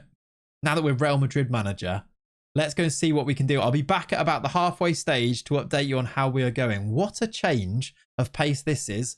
I'll see you at the end of December, heading into January. Okay, here we are at about the halfway stage. Just before halfway, actually, here in Spain. It is heading into January, 17 games into the season. We are top of the league. We're actually unbeaten so far. We've made a fantastic start to life here at Real Madrid. Our manager is looking good on his job history. After finishing second for 2 years, we look very much odds on to go and win the league here in Spain. 17 games, 14 wins, 3 draws. We did draw to Barcelona. Again, that just feels like progress to me. I know that we've done it in a slightly shady way, but we've gone from losing 5-1 to Barcelona to drawing with them, and I'm hoping that we then beat them in the other game this season as well, because that would be a really nice thing. We're going to beat them to the league title as well, which I guess again shows that progress. 45 points so far, 5 points clear of second place Barcelona, who are still quite good. They've only lost one game. Raul is joint top goal scorer in the league. The squad looks like this, performing like this. If I show you all of the assists on here too, it is Raul who is the star of the show. 18 goals in 17 games, 17 starts. And then Drummond's got himself 7 in 21. Not as prolific is Drummond in this league. Maybe it's because Raul is scoring the goals for us, which if one of them is, I don't mind too much. But maybe another striker to rotate with Drummond might be the way to go for next season if we need to. Or maybe even in January if somebody does become available. But the rest of the team is functioning lovely. This midfield is honestly to die for. Goo at the base of it, with Hudson at the top, with Mizuguchi and Adeilton, with also then Doumbia playing a lot of games. He started 10 look, and also Segura has played 13 in place of some of them. I've been doing this a bit actually. Playing Segura as the 10 with Hudson in the midfield is something that we can easily go and do. Even playing like Fevra as the more defensive one in this midfield. Loads of rotation, just like we've got 6 or 7 amazing midfield players. Even Pablo Perez is a 18-year-old under 23 Spain international that I've been trying to give some game time to, because I think he could be quite special for us in the future. Looking at the value, looking at the potential here, looking at the fact that he's playing way above his age bracket is highly promising for the future. If we don't win it this year, surely we can go and win a Champions League with this club, with this squad. We're getting there. Daniel is picking up left back. He's back from that injury. He's played 10 games. He is now awkward as a left back. It's not ideal, but he doesn't always play there because Braga's played a lot of games too, and Braga is actually a brilliant left back. We don't really need to use Daniel there, but he's so good and he's Spanish and homegrown that I didn't want to sell him. Like he came through the academy here. I don't want to sell him on just because I don't play wingers. I'm going to try and accommodate him. Maybe I could make him an attacking midfielder, but we've also got so many good players there. Could he be a striker? Maybe making him the other striker to rotate with Drummond could be an option. I don't hate that as an idea, actually. His goal scoring record isn't amazing. His best finish, he got 10 one season, look. I don't know, that's an idea though. It is something that I was thinking about to do with Estevez, who's a bit of a club legend here. £240,000 a week. He's just not as good as I mean, he's really good, but he doesn't get in our team. I am training him as a number 10, but he just doesn't get in. I'd like to move him on, but no one wants to pay those wages, I assume is the case with him. Anyway, heading into January, we are top of the league. We are also going well in the Champions League group stage, or the league phase, top of that league phase. We have played 6. We beat Dortmund. We beat Ferencváros of Hungary 9-2 in that game, which was quite fun. We beat Lyon 3-1 and we beat Wolfsburg 2-1. We also drew to Arsenal and lost to Bayern Munich away from home. A bit of a eye-opener, but because it's the league phase, I'm not paying too much attention to it. But I'm hoping that we don't come across a team like that and lose in that fashion in the knockouts. Bayern Munich did win it 4 times in a row in this competition. Another thing that actually leads into this narrative is that Real Madrid haven't won this competition in 8 years, 7 or 8 years now. So it's about time they put themselves back at the top of the perch. Arsenal won it last year, Liverpool the year before that, and then Bayern Munich. What a spell they had between 2035 and 2038. Real Madrid should have won it more times, I think, for a team that is the most decorated team in this competition. It's time to go and put that right. We've put ourselves in a good position to go through to the last 16. We need to finish off against Feyenoord and Rangers, and then there'll be some knockout games. I'm going to go and play some more games now. I might do a bit of January business because, as I said, we do have money, 216 million to go and spend if I want to. Oh, by the way, I am buying Giovanni. I'm not even sure we can register him for the league because he's non-EU. But just for the Champions League and the chance of him playing in a Champions League final, he's available for £1.8 million from Porto. They've listed him. I'm going to do it. He's also happy to come in and be an, I think is it an impact sub or is it impact sub or is it, I can't see it on here, I don't think. Emergency backup. He's happy to come in and be an emergency backup for us. So for the sake of 1.8 million, I'm going to bring Giovanni along for the ride as well. Now though, I'm going to go and play some games. I may well be back, and I'm hoping I'll be back for some live com games if we get to the latter stages of this Champions League. Fingers crossed for that. Come on. Okay, welcome back and welcome to the Champions League semi-finals. We have drawn Liverpool in the Champions League semi-final after we have knocked out Juventus getting a little bit of revenge for what they did to us at Porto last season. We beat them 5-1 on aggregate, completely dominated them. Liverpool knocked out City, Ajax have knocked out Arsenal, and Milan have knocked out Atletico Madrid. I think it's quite a favourable last four. If we get through against Liverpool, they are the big threats here, I'd probably say. They won it not last year, but the year before.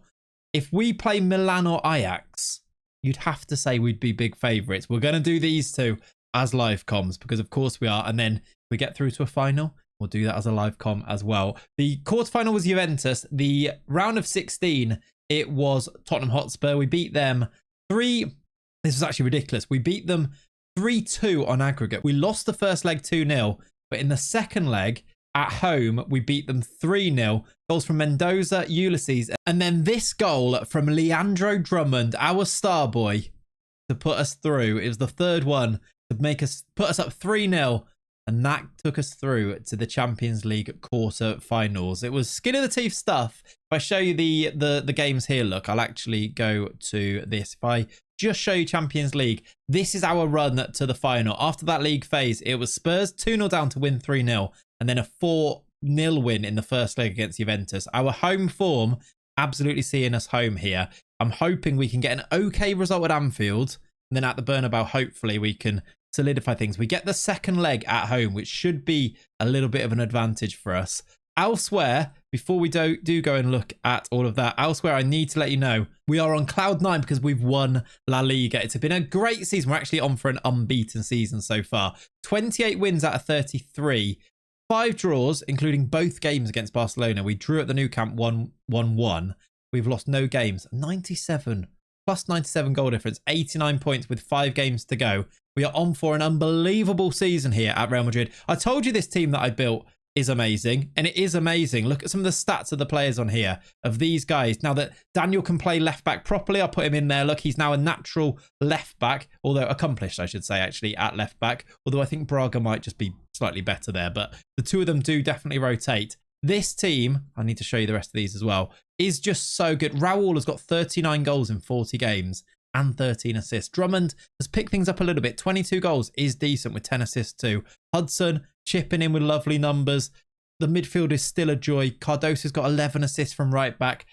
We're so close. If we can beat Liverpool, which is today at 8 p.m, we'll get ourselves up to that game. If we can beat Liverpool, we might get this done. We might get this finished in our first season with Real Madrid. Oh, and by the way, we have improved the coaching team too. And in as our assistant manager is Fabinho. He has been with us now since Vitoria, then Porto, and now Real Madrid. As an unlikely hero of this save, as our assistant manager. I think the team is pretty much ready to go here at kickoff time. The only issue is that Raul's a little bit tired, but he's pretty much okay. He's not, I mean, look at the condition heart there. He's not too far from being okay. He has to play in this away game here at Anfield. And then I suppose in the game in between, we play one game at home to Real Betis. I'll probably rest the entire team. We've won the league already. I'd love to go unbeaten, but the priority has to be this Champions League campaign, doesn't it? I think this is the team that we're going to go with. Giovanni on the bench could be an unlikely hero, couldn't he? He can't play in the league because we can't register him because he is non-EU. That could be fun. I think this is going to be the team, though. Let's get ourselves into this first leg against Liverpool, looking for that place in the final. Come on. Okay, here we go. Here are the two teams. Remember, that goalkeeper, Pedro Jesus, was signed from Porto just before we arrived. Plasman, I sold to Liverpool from Porto as well. There's quite a lot going on here. Yuki Kobayashi, do you remember him? We had him at Chicago Fire. I am pretty sure, right? I'd like to check that. I'm pretty sure he's our midfielder that we had. Was it Chicago Fire? It must have been, yeah. This team, can I click on him from here? I can. Yuki Kobayashi, it doesn't let me go onto that. We're going to need to check that out. There's a lot of little narratives developing. I'm going to check it right now. Yuki Kobayashi, Chicago Fire, look.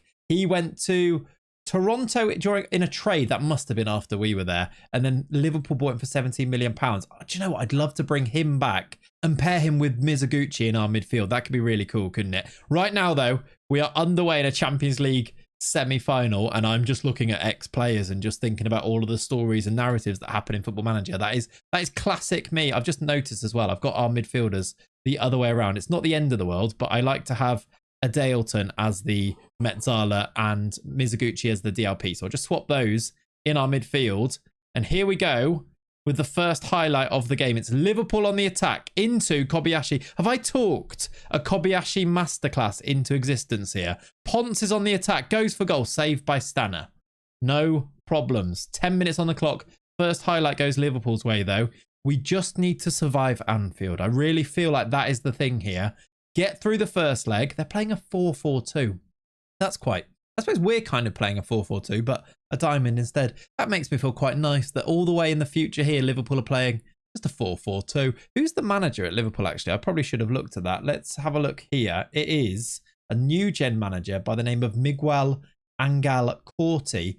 Right, I said that no one's going to go and get a Premier League job straight from Brazil. He actually has. He was at Sao Paulo for 3 years and now he's at Liverpool. So maybe I've just proven myself wrong, or the game's proven me wrong a little bit there.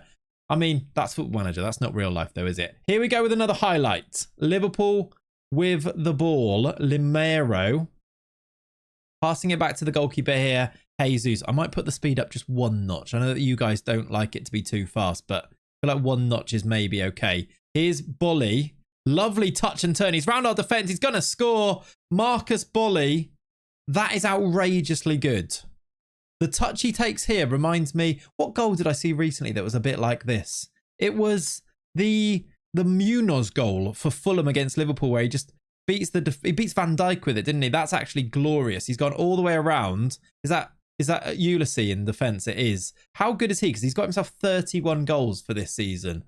Bolly, the striker here. Marcus Bolly. Yeah. Elite. He's good.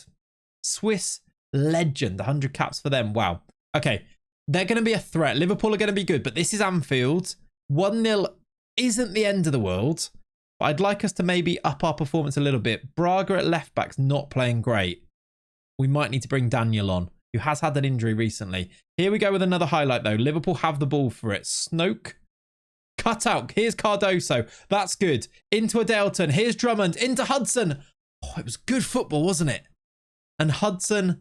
was it Drummond or Hudson, I think, with the finish at the end. Keeper makes a good save.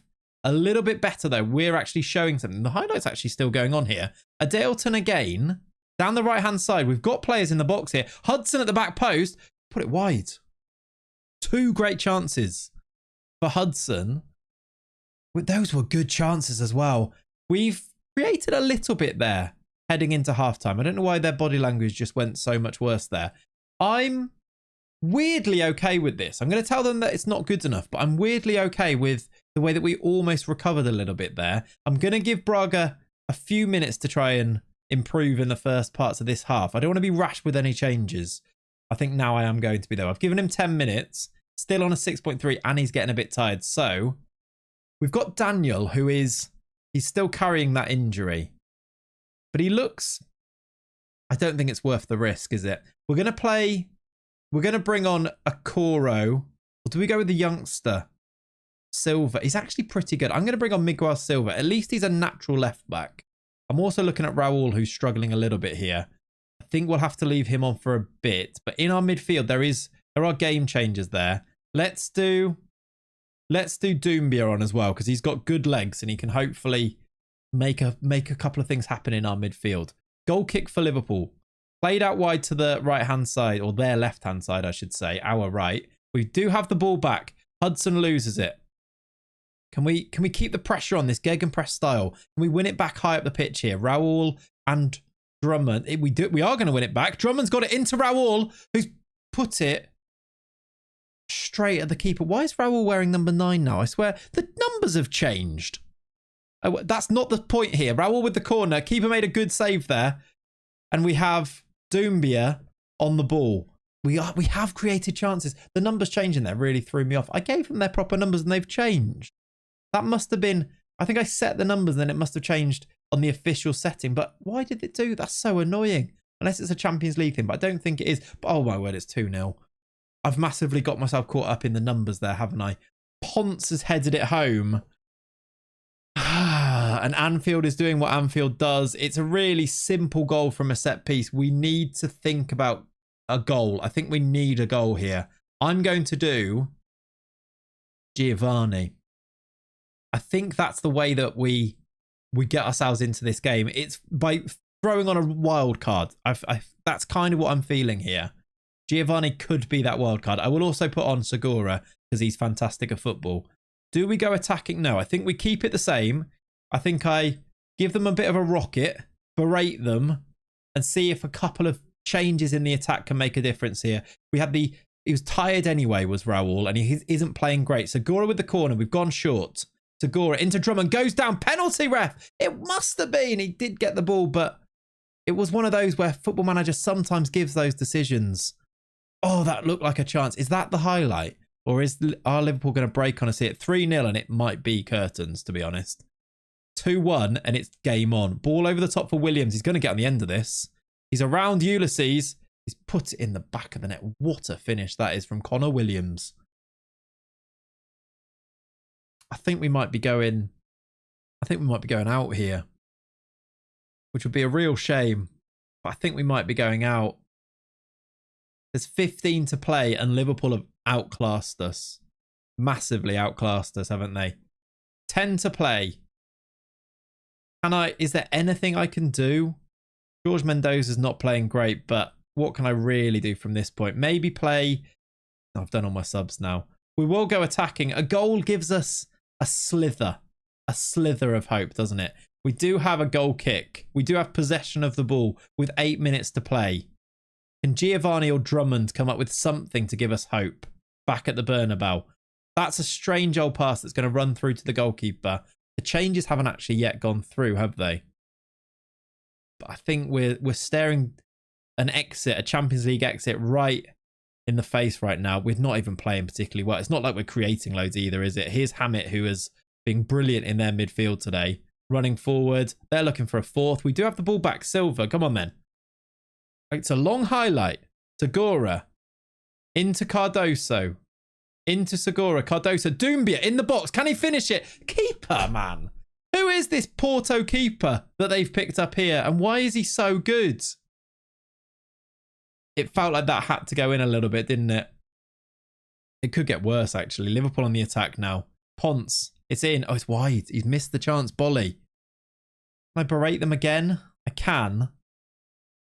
One chance. We've got an over 1 XG and we've not been able to put the ball in the back of the net. We either need the most ridiculous of great escapes in the second leg, or this is the end of the road for us. 3-0 at Anfield, and we had chances. We did have chances. I'm not going to go to that. We're going to rest our players in this game here. I guess we go in the second leg and try and make something happen, but it feels a little bit desperate, doesn't it? We're going to need one of the great, almost Liverpool-like Champions League storylines. I just don't see it happening. I'll see you for the second leg. Okay, here we go then. Second leg. The team pretty much picks itself. I've rested everybody for the game against Betis in between these two legs. We did win that game 2-0. This is going to be the team for the second leg. I think we're just going to go for it, hope for the best, keep things the same. We are good at home and we have managed. We turned around a 2-0 deficit against Spurs. Can we go one better and turn around a 3-0 deficit against Liverpool? It seems unlikely, but it's exactly what we're going to go and try and do right now. We're underway. We need to start quick. So a goal in the first minute here could be absolutely glorious, couldn't it? Oh my word. I thought he was going to, I think Drummond was going to beat the goalkeeper in the air, but Jesus has claimed it. He was magnificent in that first leg. That XG was high because we had good chances, but he made the saves from them, didn't he? 3-1, 3-2, completely different story, which is why I've not given up hope in this, but it just seems like a long way back and he's claimed that one as well. Weird that the highlight is starting though, with 2 crosses from us. We can keep getting the ball back, which we do have it back again. Is there a great start for us? Drummond, is he onside? He's hit the post. He was offside anyway. We can't get too annoyed because he was offside, but it's been all us in the first 3 minutes here. We've got another chance from a corner. Now, we are usually good from these. We are good from these. Felix Ulysses has given us the perfect start for our Liverpool-Barcelona type comeback that we're going for. The big American up from the back, 6'5", heads home. Jesus couldn't keep that one out. He was actually a bit poor for it as well. Kind of flapped through his hands a little bit. That is the start we need. Can I keep encouraging that? Imagine we do this. It's 1-0 and it's early enough that something could happen here. Here is Ulysses, the goal scorer, I should say. Here's the goalkeeper, which is Stanner. Mendoza. Every highlight inside this first 10 minutes has been us attacking. But now Liverpool have the ball back. And I suppose we have to be very wary of a break. But no, Goo's got the ball back. Hudson, into Drummond, into Maguchi, Adeoton. Look at the football we're playing, and Adeoton's put it wide. It was beautiful build-up play. We're all over them. They've got the idea of this. They know what they need to do to get back into this game. And in the first 15, they're putting that plan into action. Although here come Liverpool again. We've got the ball back again. This gegenpress is, what is that? That's a terrible... Actually, there was a lot of space there for Raul to run into if he gets that pass right. But he gets it wrong. And Liverpool go very close. He was offside, though. Bolly was offside, I should say. We don't need to worry about that chance they've carved out. That's a second goal in this first half, and suddenly I'm starting to believe. 24 minutes on the clock. We're on the attack again. Hudson. Even if it's set pieces that do it. Even if it's set pieces that do it. Mendoza makes it 3-2. Believe, everybody. Believe. I knew not to give up on this. It's 3-2, and it's a back post header from Jorge Mendoza, who has put us right back in this tie. We are 1 goal away. Keep encouraging them, because Liverpool surely are going to be on the back foot now. They look like us in that first leg where Noah's playing great, and surely the momentum is with us now. Even if we haven't created all that much, set pieces are what are doing it for us. Here's another type of set piece, a throw in. Braga from the left is run all the way backwards, but Goo into Adeoton. That's a little bit short for Cardoso, and Liverpool can break. That's maybe what Liverpool are waiting for here. Can they catch us on a counter-attack and keep putting that game further away from us? Because a goal from them is a real serious momentum breaker, isn't it? But we've got the ball back here. Adeoton. We've got Drummond and Raul ahead of him. We've got space on this side. That's good football. Cardoso. Both strikers in the box. Can he find one? It comes back. Hudson blocked. I think we kind of got in each other's way a bit there. I think Hudson's shot either hit... I mean, it looked like that's a good foul, Mizoguchi. I'm here for that. That was a chance, wasn't it?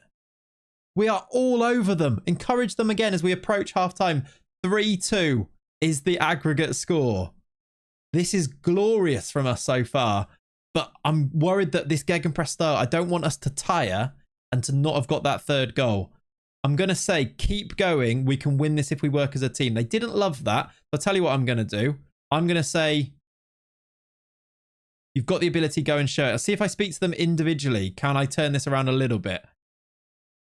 Not really. I'm not going to make changes just yet. Because, like I say, we're playing well. Liverpool have made a change. Connor Williams is on. They've kept the same system, though. No changes for them. And another highlight starts for us. Cardoso down the right. Adeoton. Cardoso again. Adeoton. The two of them playing on their own at the moment. Hudson's in there. Hudson off the post. We've hit the post again. I think the first one was offside, but Hudson with the chance. He's missed some chances in this tie, let me tell you. He's been brilliant, especially in this game, but he's missed some chances. 10 minutes played. How can I affect this game further from here then? What can I do from the bench as a manager? Do I need to change anything? Hudson playing great. Mizoguchi on a yellow. I mean, he's still playing quite well. Maybe playing Hudson a bit deeper and bringing on Aaron Segura, who is fantastic. Maybe that can change it a little bit. I'm looking at Goo. Maybe someone who is maybe changing this. I don't know if I want to change the system. I don't think I do, but fresh legs could make the difference. Is Giovanni going to score the goal that wins it for us? That would be so cool, wouldn't it? There's half an hour to play. We are 1 goal away from taking this game to extra time. Liverpool have a free kick. BIE is going to take it and he's going to hit the bar with it. He's gone very close, but it felt a bit too far out, that one, didn't it? Can we get ourselves an attack, a set piece, something here to take this game into extra time? Or are we going to, is it not quite going to be enough? There's 23 to play. I feel like I need to make more changes. What can I do to affect this? Going attacking, will it make the difference? Will that upset things a little bit? I'm not sure. Braga's aggressive and not playing great. I'm going to do Daniel to come on.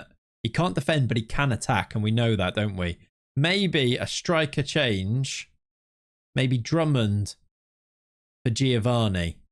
Giovanni, just with his height, Maybe if we get ourselves a set piece. He's 6'6". He can make himself a hero. There's 15 or so to play, just over. Can we get ourselves a chance? It says we're playing well. We're in the groove, apparently. There's 10 to play. We just need a highlight. There's no highlights coming. This could be heartbreaking. Daniel from the free kick, saved corner. Now, I'm hoping the highlight, keep going, highlight. Give us this corner as a highlight. Here's a chance because we know we can do this. Segura to swing it in. Get Ulysses on the end of it. It's a poor corner. And I think that will be the end of that highlight. Daniel with a good free kick, but it never looked like it would go in, didn't it? Back post. There is Raul there. It's going to be cleared by, well, brought away by Connor Williams and Ponce now. And I think that will be the end of the highlight. There's 5 to play. How do I push this now into a game that we try and win? Who do we have on the bench? Pablo Perez as a striker option.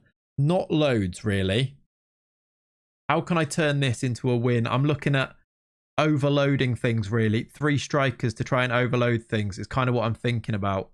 I put him into the middle. I love this. I love this Football Manager. I just want to have... And then if I put something like this, I know Goo can't play there, but something like this. Who's my best option to play as a striker here? Pablo Perez. Not really a striker either. I kind of think maybe putting Daniel up front with his pace, although he can't really play there.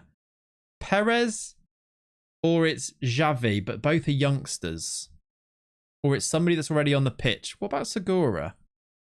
Can't really play there. Can Hudson play as the striker? We don't really have the third striker. I wish I would have left him on Drummond at this stage now, but that's if, buts and maybes, isn't it? Can Go play there? Probably not. I'm going to put Giovanni there. I want my tall players on the sides, which is a strange thing to say, but I think it makes sense. I might even put Ulysses up there. I'm going to do that. We're going to put Ulysses up there.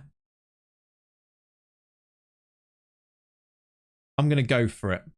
This is wild, but we need something to happen. I'm going to put these guys a bit further forward.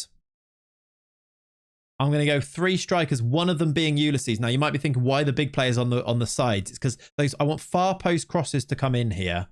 I'm going to say, this seems counterintuitive as well, but I'm going to say low crosses and hit some early crosses.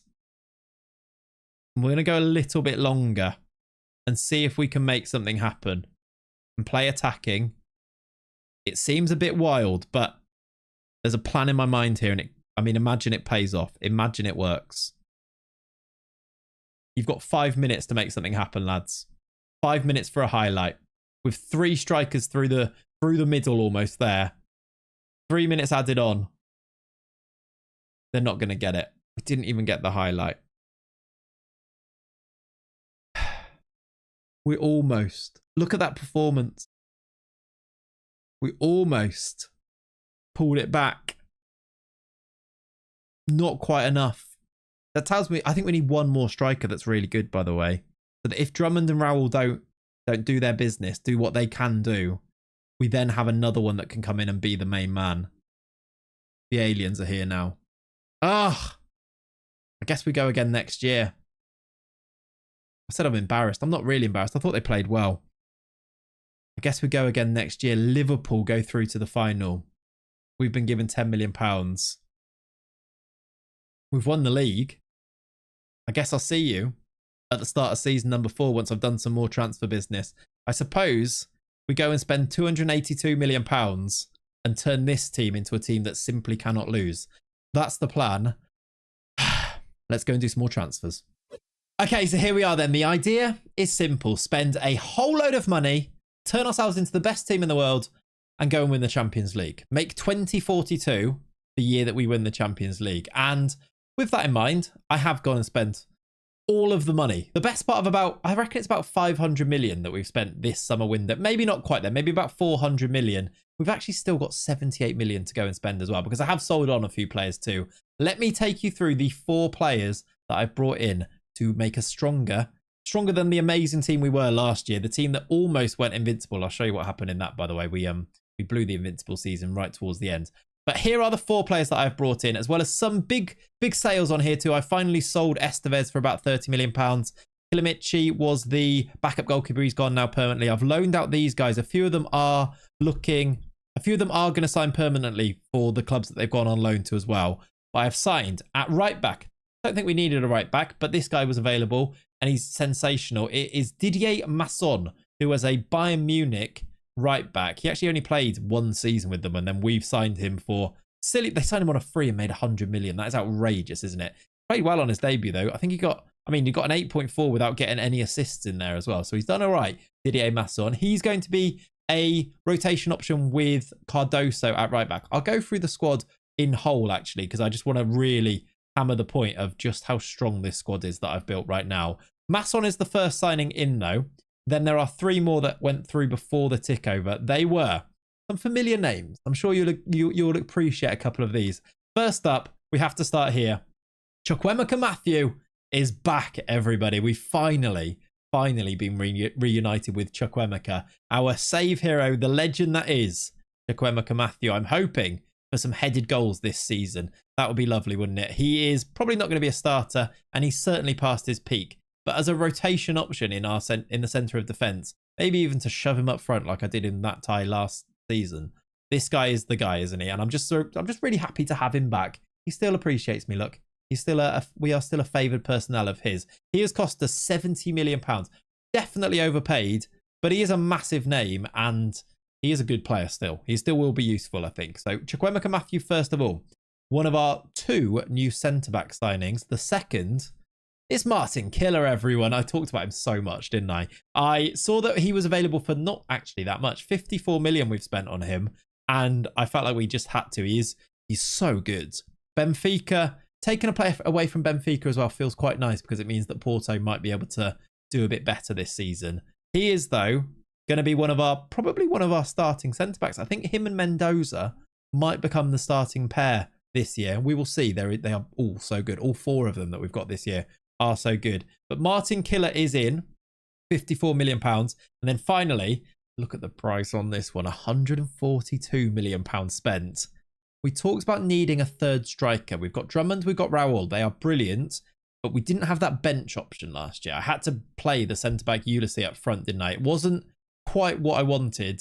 So this year, that will not be a problem, hopefully, because I have paid £142 million for Santiago Batista. He has come from Villarreal, where he scored a decent handful of goals last year. Got 24 in 46, look. 16 in the league. We've paid his release clause of 142 million. I mean, he's good. He's got great pace, acceleration, great finishing, unbelievable off the ball, great determination, composure. You'd expect him to be good because he cost us 142 million pounds, but he is going to be one of our 3 incredible strike options for this year. And that is our rebuild for this summer. This team, if it doesn't win the league and if it doesn't win the Champions League, that might actually be just me not being very good, or the tactic that I've put together not being very good, because the players themselves are so good. Let me go through this squad, and I'm having so much fun doing this. I know that some of you will be like maybe uncomfortable with the idea of just spending loads of money to finish this, but I've played it around in my head too, and actually we started with nothing. We started with Sunday League experience and no coaching badges, and now here we are, is it 19 seasons in, and we've got an unlimited budget to go and build the best team in the world to try and win the European Champions League. I feel like that's the whole point of a Pentagon. And now I know that there's the argument that you could do things slowly and develop a team, and I also feel like we've kind of done that at other teams, and I don't know, maybe I'm justifying this to myself a little bit here, but we've done the slow, progressive development of a team to win things. I want to have fun. I want to be able to reap the rewards of all of the seeds that we've sown over the course of the journey. That was quite poetic, actually, wasn't it? And that's what I'm going to do here. And that's why I've not been shy in spending. And that's why I'm bringing in players like Martin Killer that I've noticed from other teams. And I actually noticed that Masson before when I was looking for a right back. We've built an incredible team. Let me go through it.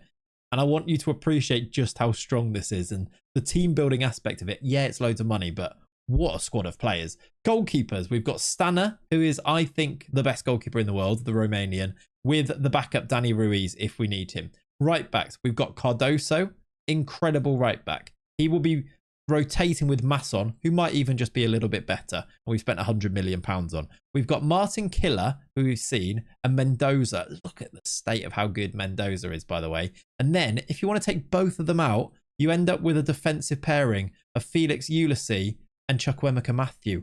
Both incredible in their own right, aren't they? So it's a wealth of riches that we have here at the moment. Then we've got a left back, Braga and Daniel. Now we know about both of those and how good they are. Defensive midfielder, Theo Fevre, I think has developed a fair bit, because now if I do a quick pick, Fevre gets the defensive midfield spot. So I feel like he's gone ahead maybe of Gu in that position, but we could also use Gu as our defensive midfielder, couldn't we? Instead, though, I think I'm going to use Gu as a deep line playmaker, use Fevre as the 6 in the team, because he's so much more defensively solid. He's almost, well, he's described as a centre-back. He's got this great tackling, great marking, great positioning with all the physicals, and can also pass the ball and do the other things that we want him to be able to do. Maybe that makes us a bit more defensively solid, hopefully. He's also somebody that I just want to turn into the best player that he can become, to almost prove me right, because I've spent quite a lot of money on him over the course of this save, haven't I? But he's going to come in there, and then we'll have a Daleton rotating with Doumbia, also both great. We'll have Gu rotating with Mizoguchi, both amazing. Both probably should be starters, and I'm sure they will, and they'll all rotate a little bit, won't they? Because they can all kind of play each other's positions. We'll have Hudson ahead of those, rotating with Segura. I mean, Segura, not even a starter, and look at how good he is. Such a good player, and Hudson we know all about. And then the strike force of Raul and Drummond as the first choice pairing. Probably first choice pairing, but we'll see how they get on. And then Batista able to come in, who it's cost us £142 million. What a squad. And then really, if you are really scratching the surface in cup competitions, you could even maybe bring Giovanni in, because he is still at the club. But I can't register him because he's actually a Brazilian and he's a non-EU player, and we've already used up all 3 spots. So I'm not sure how much he'll play, but just what a squad we've got there. And that's without even mentioning a few of the players that are also in the squad too, like players like Marco Aurelio, who's 5th choice centre-back, and Pablo Perez, who is a brilliant starlet in his own right here. It's an amazing squad, and if we don't go and win everything, I'll be so upset with myself. But I have had a lot of fun making this team, and I feel like I'm going to have a lot of fun now playing through this season. I'll be back at about halfway to let you know how the season's going. But before I do go and do that, I need to show you how the season has started. If this wasn't a marker of how good we've become, we have played Barcelona on day 1 of the season and taken them to the absolute cleaners. We beat them 4-1. Batista on debut scores the goal. He was in ahead of Drummond, although Drummond came off the bench and also scored after Daleton had made it 2-0. And then Daniel off the bench at left back to make it 4. Well, he made it 4-1 after they got a goal back towards the end there as well. A 4-1 victory over our biggest rivals. Surely now we go on and maybe do the invincible that we didn't do last year. I told you I'd show you how we messed that up. After that Champions League second leg exit, I lost 2-1 away at Atletico Madrid. Our Madrid rivals in the 3rd to last game of the season ruined our invincible season. We won the other 2 as well. It was a crying shame. I mean, it doesn't really matter, but it would have been nice to have another invincible season on our profile, on our CV, if you like. It was a 101 point season last year. Outrageous. And then the other thing, we also won the FIFA Club World Cup. If I go up to the very top here, we played Man City in the FIFA Club World Cup final. We've actually become the best team in the entire world. So we've started with no experience or badges. We are now the manager of the best team in the entire world. It was this team that won it. Drummond was actually injured in this game, and I played him anyway, and he was there to help us win this game. Hudson Mendoza, Raul with 2, and then Hudson with the last one at the end. Braces from these 2. 5-3 win over City. The other games, by the way, were against... We're in the group stage here. We beat Barcelona, our rivals, of course. El Clasico in the FIFA Club World Cup. Beat Bayer Leverkusen, and we beat Arsenal after extra time. 123rd minute winner look from Raul in that one. Really cool to add an extra really big trophy to our cabinet. But now I'm going to go and play the first half of this season. This season that, in my head, it feels like a procession to the title, because it really, really should be with the money we've spent and the squad that we've built. Let's see if we can actually put it into practice, though. I'll see you in December. Okay, and here we are then at the end of December, heading in to 2042. 2042, the year that we're going to win the Champions League. Hopefully, unless Football Manager has other ideas, unless we get like a ridiculous injury crisis or something, or weird things happen. And speaking of weird things happening, this team, this squad, we're not actually top of the league. We are actually second at this point. After beating Barcelona on day one, they've actually been incredible. They've lost one game all year, drawn a couple to Osasuna and Villarreal away, but they've won every other game apart from those ones. We've got a plus 50 goal difference and we're still second in the league because we've actually lost a couple of games. We lost to Valencia and Levante and then drew to Atletico Madrid.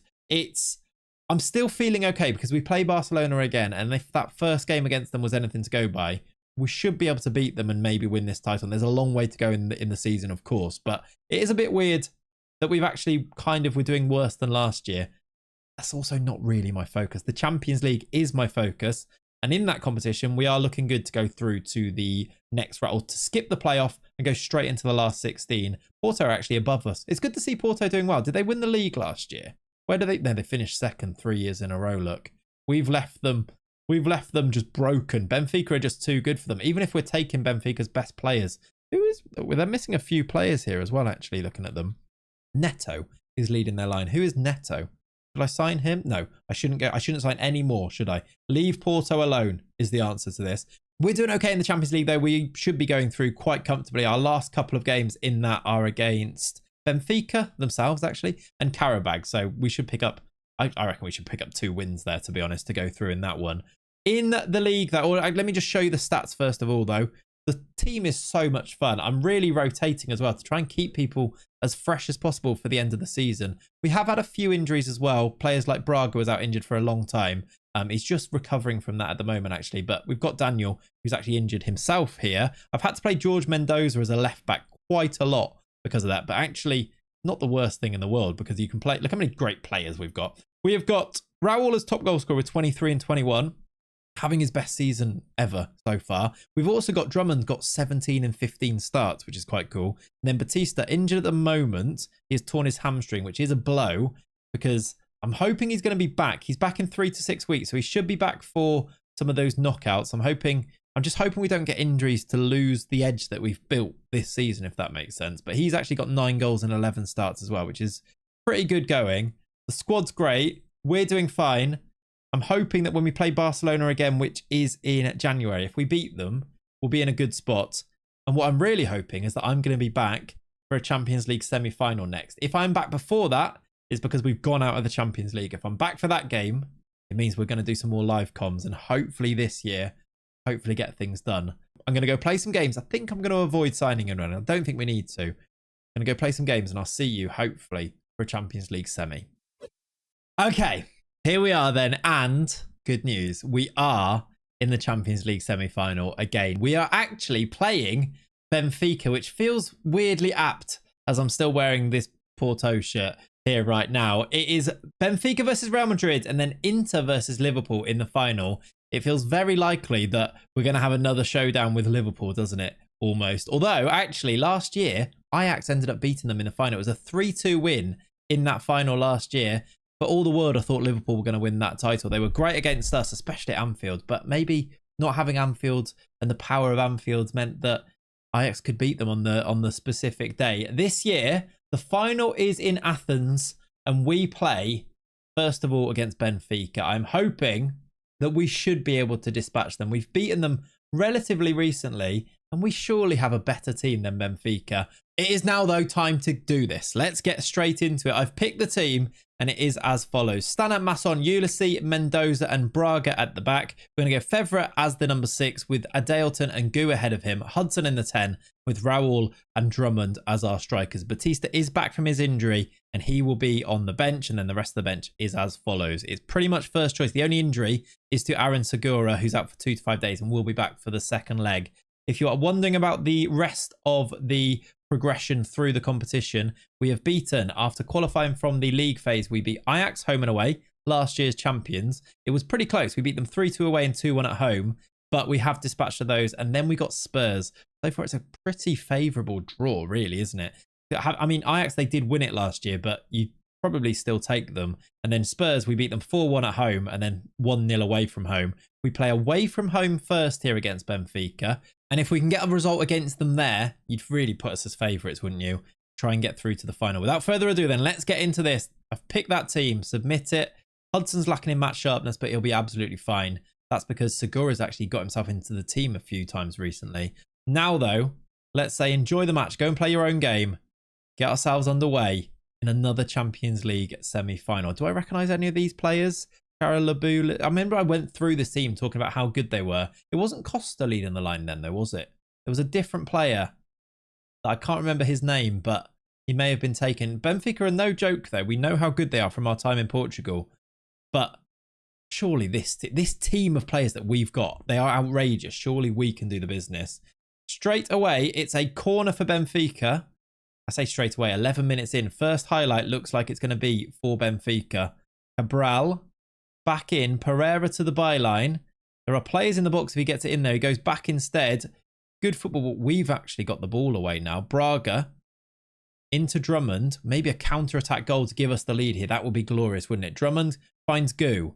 Gu into Raul. This is good football. Fevra into Adeota. This is lovely football. Drummond's in behind. Drummond! Oh, he would love a goal, I'm sure, against Benfica, having spent that time at Porto. It's another good save. I don't like that when their keepers play really well against us. Mendoza maybe on the end of this. Will he get their second ball? No, it's going to be cleared. Gaona to clear it for Benfica, and that surely will be the end of the highlight. It is. Okay. At this stage, though, 0-0, absolutely fine. Do not mind it. That is fine. We'll take it. We'll actually take a 0-0 draw and take that back to the Bernabeu and hopefully dispatch to them second leg. 25 minutes on the clock. I almost am thinking about, if this goes on too much longer, thinking about setting up the tactics to encourage just taking a 0-0 draw. Maybe even like time wasting, that type of thing. But I don't think we need to worry about that too much now in case they score now, as they are on the attack. And it is good football. Montal's in behind. They have scored. It's a terrible pass in the midfield that gave the ball away there. And Benfica have the lead. It's not... Who was it? It was Hudson. He just plays it to nobody. Maybe that's that match sharpness that he's lacking. Only on a 6.3. We could do a change. That we do have options to play. I know that that we have some injuries, but we do have options to still play as our number 10. Like Gu could play there, for example, as well as a few others. Fevra, Braga, maybe he'll make up for it here. Maybe we don't need to change him. He's put it in the back of the net and Hudson scores. The former Porto man gives us the equaliser against Benfica. All right, don't worry about that. He was down on a 6.3. That's about to change. A lovely finish from Hudson. Mr. Hudson does what he does best and puts the ball in the back of the net. No backlift look, just smashes it into that far corner. Lovely goal in the end. What's his rating going to go to here? Up to a 7.1. That is much more like it. And we certainly don't need to worry about substituting him now. Straight away, though, highlight begins. Is there going to be a goal straight away? Are we going to have some quick fire goals in this first half? I don't like it when there's lots of highlights, when you just want the game to finish. But that's what we've got here. Some football around the back from Benfica. Our press isn't quite getting... We look at almost a few seconds behind every time. The passing is good from Benfica. They've actually built very nicely from the back. This would be a hell of a goal. Off down the right-hand side. Back here. Look at this football. Very patient and very effective. And it didn't have the finish that should have been there. Another highlight here then. Half an hour just gone on the clock. This time we've got the ball, and this time it's us being a bit patient.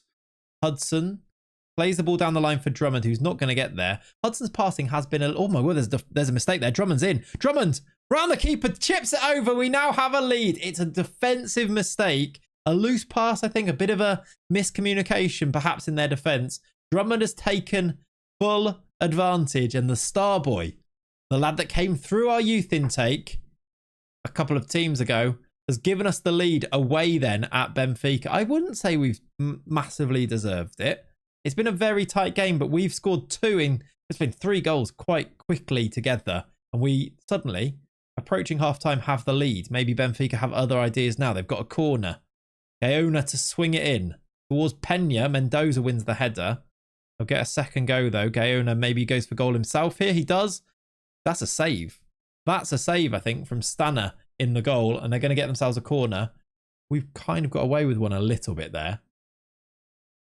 Caralabus with the corner. Headed away, and I'm hoping As Adaleton gets there first, that should be the end of the highlight. It is. When do I waste time? I want to do it now, but I don't think that's a good idea.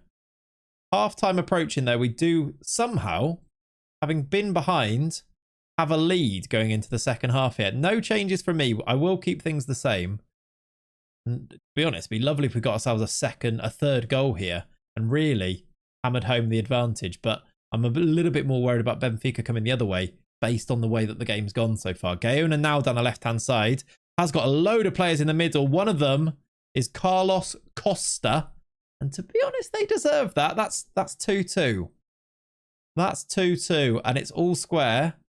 A result I still wouldn't be too upset with. But now Benfica looking to get themselves a lead heading to the Bernabeu.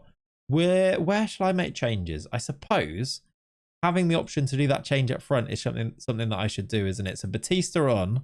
Let's also, Masson's knackered. So let's do Cardoso at right back.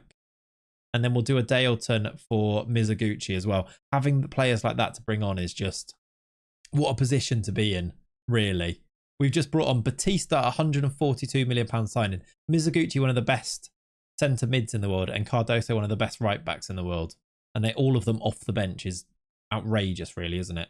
Even if the team isn't functioning particularly well, we should have the quality here, really, shouldn't we? 20 to play. They've got a free kick. I assume that he's going to go for goal here. And it looks within scoring range, this.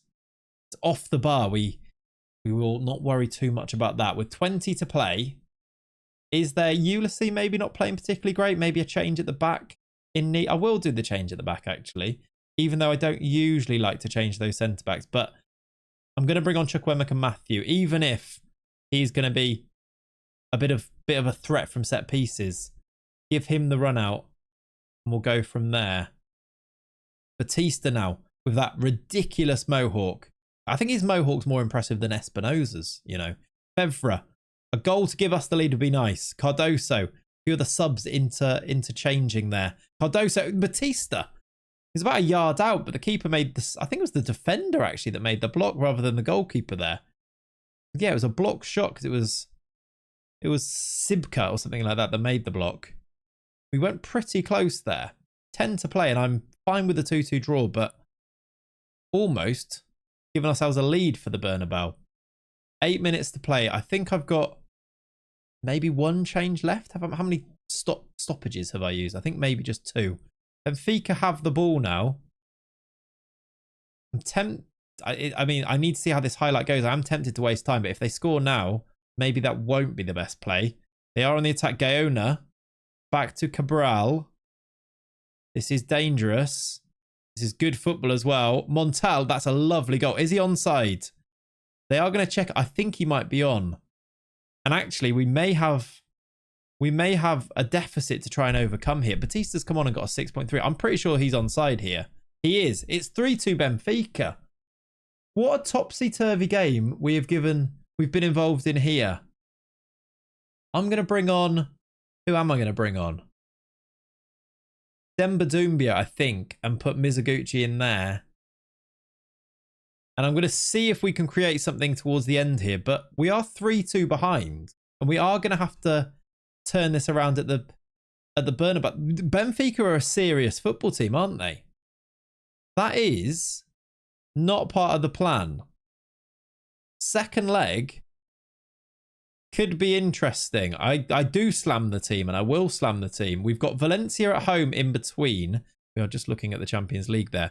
Valencia at home in between, which I will go and rotate the team in, but we still need to keep ourselves honest in the league. Oh, by the way, we're back in the lead in the league is what I should say at this stage. We beat Barcelona in the league away from home 2-1, and since then, we've drawn to Villarreal, we drew to Betis, but we haven't dropped any more points in the league. So we are back at the top of the league, looking good for a La Liga title. I'm going to go and rotate, I think, against Valencia. And I guess I'll be back for this second leg versus Benfica. That's a bit of a headache. I'm hoping we'll be okay, but that's a bit of a headache. Okay, then, here we go. We did win the game against Valencia. I did a fully rotated team where we won 3-1, I think it was. But here we go into this second leg. We have to turn things around, don't we? It's going to be Cardoso instead of Masson at the back. And that's the only real change. Killer comes in for Ulysses as well at centre-back. I think the rest of the team is as it was in that first leg. And that, in fact, we've got a couple of extra subs that I can pick. I could put Aurelio on the bench, and that is kind of it, actually, because the rest aren't registered. We'll go with 11 subs. This is our team. This has to be the moment we turn things around. There is the Benfica team with Bruno Lage in charge. Will they go more defensive? They've actually got a player called Raul as well. That's quite fun, isn't it? This, though, I'm hoping is the moment we book ourselves a Champions League final. We just need to turn around that 1-goal deficit after that 3-2 defeat in the first leg. At home, we saw what we can do against Liverpool last year. I'm hoping for something similar. Let's get ourselves into this game. First 8 minutes. Here is our first highlight. It's Braga down the left-hand side. A pass that goes astray there. Benfica have it back now. I want that press to be pressing for this game, please. Raul pass. That's a terrible mistake. Raul tackled, but they've got the ball back again. Drummond really, I feel like we didn't make the most of that mistake at the back there. Martin Killer, by the way, playing against his old team here. Goo, over the top for Drummond. Drummond doesn't win the header. This is a scrappy start. It's a weird highlight as well, which I don't quite know which way it's going to go because both teams have had possession quite a few times in it. Maybe now the chance is created. No, it's a poor pass from Hudson. Now we've got it back from Adeoton. It is the type of highlight that does feel quite goal, though. Raul in the middle. Is he onside? I think he is. That is the goal ruled out.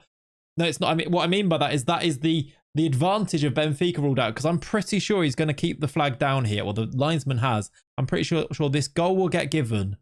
No, it hasn't. The goal has been ruled out. Maybe that's a Freudian slip there. I mean, I thought he was right on the edge of it. He is just offside. That's so close. It's a lovely finish from Raul as well. It stays 0-0 on the night and it stays 3-2 to Benfica. Wow. I really expected that goal to be given. It hasn't. Hopefully that doesn't knock our confidence too much. Here's Goo to the back post and it's a poor cross for Marcos to come and claim. Will they take their time over everything like this? I mean, this looks like they might do. That is quite solid evidence that they are going to take their time. What a weird highlight that was to begin with, by the way. It ended up, I suppose, with being a goal, even though it was offside in the end. So maybe that's why it felt so goal. Benfica, very slow in the build-up. Almost the perfect foil for our gegenpress system is that they're happy to have the ball and they're happy to be patient, not take risks. And maybe the traps that we've set, like this one from Braga, isn't able to catch them out. But maybe this time it is. Braga, what a save that is. Braga down the left-hand side. I felt certain that he was going to hit the back of the net there. But the keeper's pulled off a worldy save. Hudson with the corner towards Drummond was in there. Goo's got it. Hudson, is he onside? He is offside. We do look a threat from that set piece though. 17 minutes in, it's still 0-0, but we do look a threat. Oh my word. How do we not win the ball back there with Raul?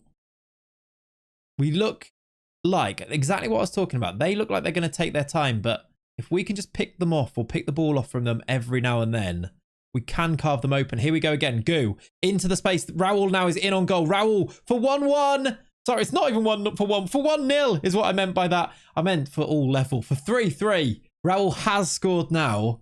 Can you tell how stressed I am by how terrible the commentary is? Imagine, would you ever see Peter Drury when a player goes through just shouting a random different wrong score? I don't think so. Raul scores though on the number 7 with the number 7 on his back. It is 3-3. We do have the advantage back. Well, not really. We're all level, but we do have the advantage on the night and perhaps that momentum to go on and win this game from here. I really feel like we should do with the players that we've got. Half an hour approaching. Very cagey actually as a game, isn't it? But half an hour now, 35 minutes now played. Will we get a breakthrough before half time to get ourselves back in the lead? It was very flip-flop in the first leg. Here's a chance here. Mendoza headed away. Bastos can break from here into Gaona. We do get it back with Hudson tracking back, doing very well with the tracking back there, isn't he? Here's Killer. I still can't believe there's just a player called Martin Killer. Outrageous name, isn't it? But I like it. We're playing around with it a lot here. Will we find that ball to carve them open a little bit? Mendoza almost putting his feet on top of the ball there. Studs on the ball type De Zerbi movements there from him. Killer. Back to Mendoza. The patient play this time from us rather than Benfica. Braga down the left-hand side. A bit of incision from him. Running forward. That's a ball in. What a ball in that is. And Raul with a bullet header. I tell you what, you don't see that one very often, do you? That whipped cross in from Braga down the left-hand side. And the header is there to match it. We'll need to see this one again, don't we? After the patient play, Braga just speeds forward, almost like Marcelo. Finds this cross, and that is a bullet header into the corner. 2-0 on the night, 4-3 on aggregate. We are now actually in the lead for what will be for the first time in a while in this tie. 4-3 on aggregate as we go in now at half-time. That's the half-time whistle. What do I say to them at this point here? I think I say, I don't think I like what I saw from the team. Let's keep those standards high. I'm not going to do any changes just yet, but I am mindful that Benfica did turn it around against us last time. Corner for us, Hudson in towards, there it is. I was really hoping so. Set pieces. Such a game changer, aren't they? Mendoza heads in, that's 3-0. And for the first time, we actually have breathing space, don't we? Surely now we're looking at a safe passage through to the final. I didn't actually see, did the other leg get played before us? Or will it be afterwards? I don't know who we're going to be facing if we do get through. But with 55 on the clock, not another corner, it's a throw in this time. Another forage forward for us though. It's a Daleton, Raul, hat-trick. Raul has got himself a hat-trick, 46th goal of the season. There is a VAR check pending, but Raul is doing Raul things. It could be 4-0 on the night. It is.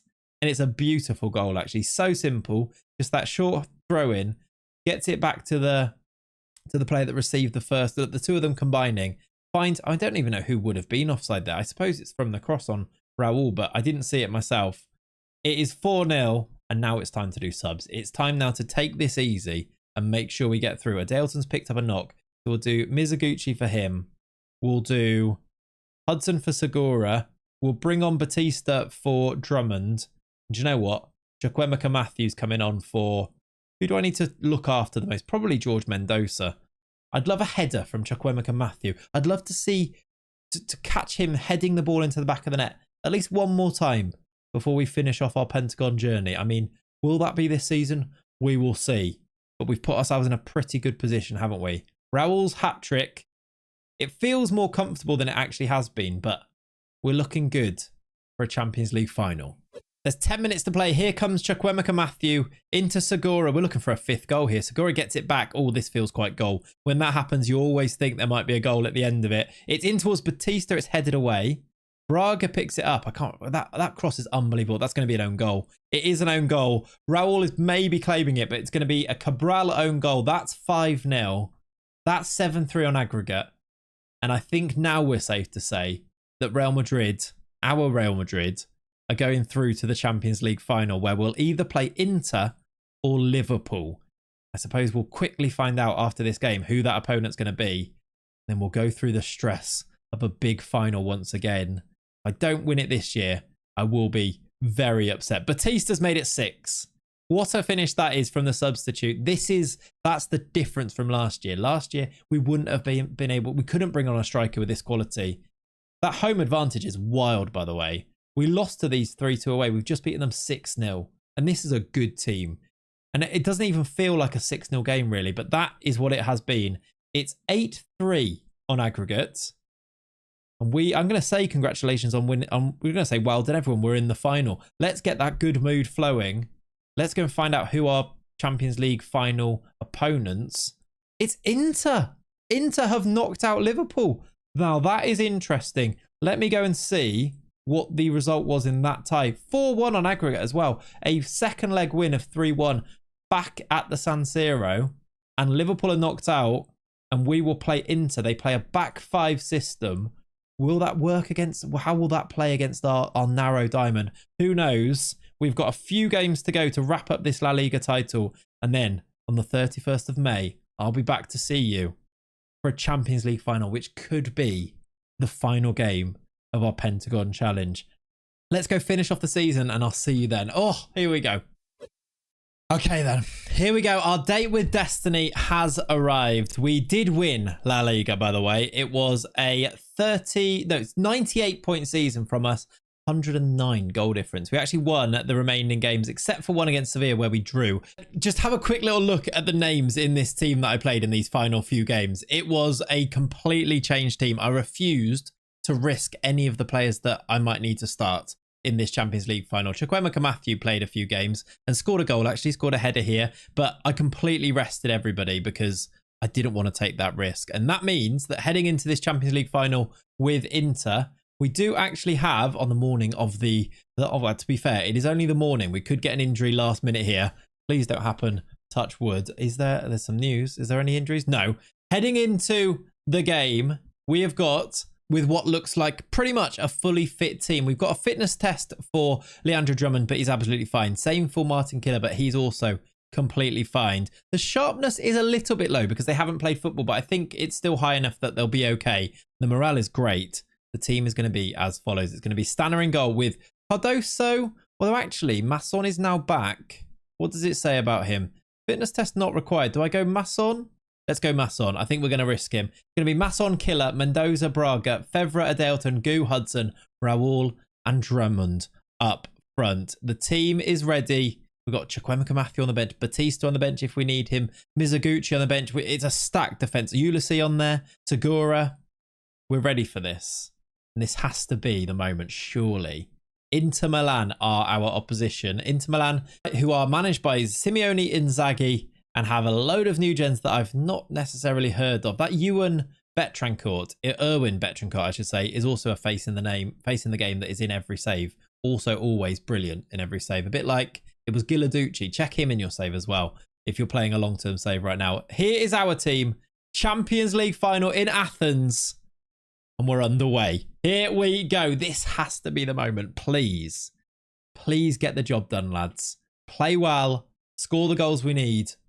Take us to the promised land, which is a completed Pentagon. It all comes down to this. After 12 or so minutes, we've had the 2 shots of the game so far. 4 shots, just 1 on target. 0 highlights, but here we go.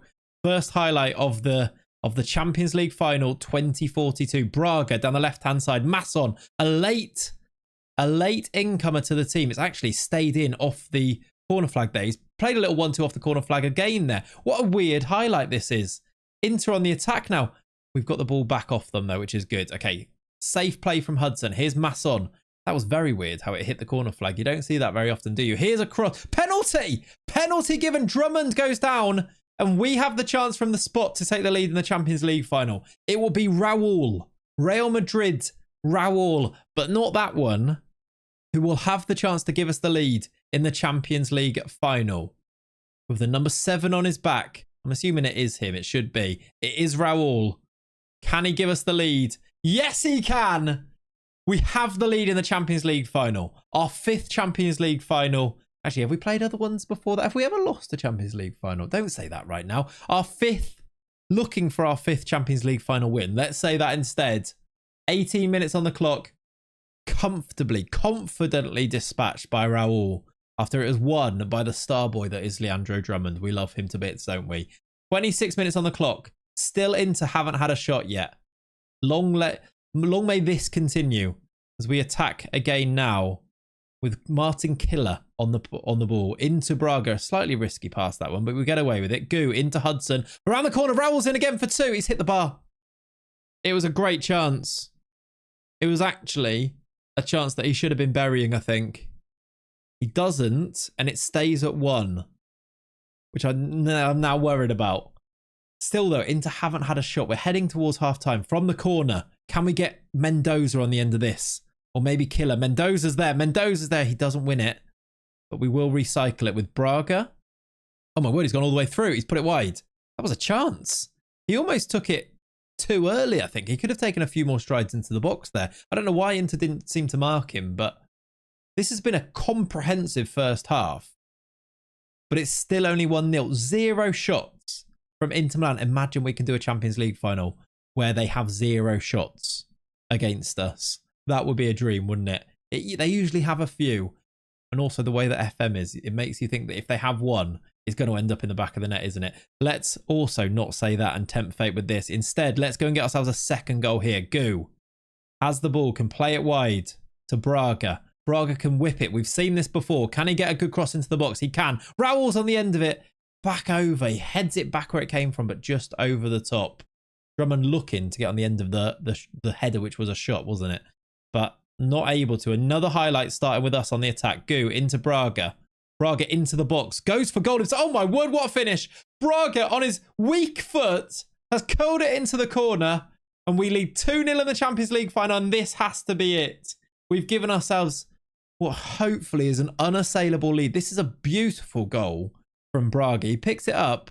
He's left-footed, of course, and just curls it into that far corner. There's, what, half an hour to play, just over?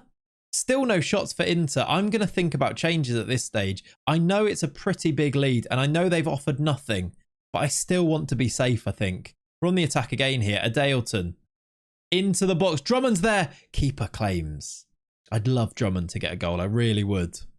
But for the storyline of where we've taken him from to score in the to play in the Champions League final feels like a big deal. But to get a goal would be really cool, wouldn't it? Adeilton now. He's got Raul in front of him. He's got Hudson. Another player who I'd love to get a goal. I'm going to do some subs now. I'm going to... A 2-0. I shouldn't be sentimental, should I? But I'm going to bring Chukwuemeka Matthew on. Because I think he makes us... I don't think he makes us worse, and it's a storyline, isn't it? I'm also going to do Mizoguchi because he is just brilliant. 2 subs. Inter on the attack. Oh my word, it's headed away. That might end up in them getting their first shot at goal here. They've got a corner. If they get a goal back now, this is still terrifying. I'm hoping. I don't even just want them not to score. I want them not to have a shot at goal. Was that our header? I think it was. This is going to be a shot. Don't let them shoot. Oh my God, they're going to score. They're going to score. They've hit the post. Okay, no shots on target. This is still a great chance. Oh my word, what a goal that is. Football Manager, don't do this to me. Don't do this to me. After no shots at goal, they've had 2, hit the post with 1 and scored the second one. And now suddenly, it's 2-1 in this final. There's 20 minutes to play. And now I'm considering whether we need to go defensive or not to see this through. We should still be the better team here. Looks nervous coming on a couple of the subs there. That's not a great sign. Didier Masson, only just back from injury. I'm going to take him off for Cardoso. I am also, I think I'm going to do the striker change. I know I'd love Drummond to score a goal, but winning it is more important. Batista is going to come on for him. There's 10 to play. We're on the attack again, or at least there's a highlight starting again here. There is Batista with his mohawk. Mendoza has it. He loves to take his time on the ball. Braga. Gu. A 3rd goal and a 2-goal cushion would go down very well right now, Football Manager. Cardoso down the right-hand side. He's got fresh legs. He should be able to... Oh my word, he's given it away. I was going to say he should be able to beat his man, but he hasn't. Inter Milan have the ball again. Here's Betrancourt. This is dangerous from them, but if they break the press here or beat the press here, will this end up in them having a highlight? Them having a chance? Schwabka down the left-hand side. It is good play from them. They do have players in the box. This feels 2-2. Oh my word, it's gone wide. That was a genuine chance. There's 10 to play. I'm doing it. We're going time wasting. I'm going to tell them to be disciplined and I'm going to waste time. I'm also going to do subs just to play down this clock here. We're going to do... How many stoppages? I've only got 1 more stoppage. So we'll do a couple of subs here. In fact, we've only got 1 sub, haven't we? Favre off. And we'll do Doumbia on. And we'll pop Gu back into that defensive spot. With 5 to play. Why am I on the edge of the seat? A game that I was hoping they wouldn't have a shot on goal in. I'm now nervous about at the end of it. Doumbia into Braga. Can he find a cross from here? He can. Raul is not there. Well, he was there, but he didn't get on the end of it. And Inter can break here. Will they find the pass there? Is that an offside? He was calling for it. They're actually in behind here. On a counter-attack, Sambo down the right-hand side with 5 minutes to play. Buono has put it off the post and it's cleared by Cardoso. They've gone very close again. Last time they hit the post, they scored. It's cleared by Chukwuemeka Matthew. Headed away for a throw-in. It's desperate defending at the back from us right now. They've got another highlight. Chukwuemeka Matthew's got a yellow card. That's a chance. That's a goal. There's going to be a VAR check and I can't see the linesman. I don't know if this is going to count, but this is going to be close. This could be Inter back on level terms in the 89th minute. It's disallowed. Oh my word, it's disallowed and we might have just got a reprieve. We just need to be sensible now. What can I do to try and help us see this game through? Because they are cutting through us. Maybe it's a case of putting these wing backs now back on defend. We don't need you to go forward. Sometimes removing the threat going forward can bring on more attacks. But right now, I feel like this might be necessary just because of how close we are. I'm going to do Hudson back in. We're going to do this much more defensively solid type thing because we have got the players who can play there. Can Raul play deeper? He sort of can, but I don't think we need to. We're going to go like that for the final few minutes heading into 5 minutes added time. There is a highlight as well.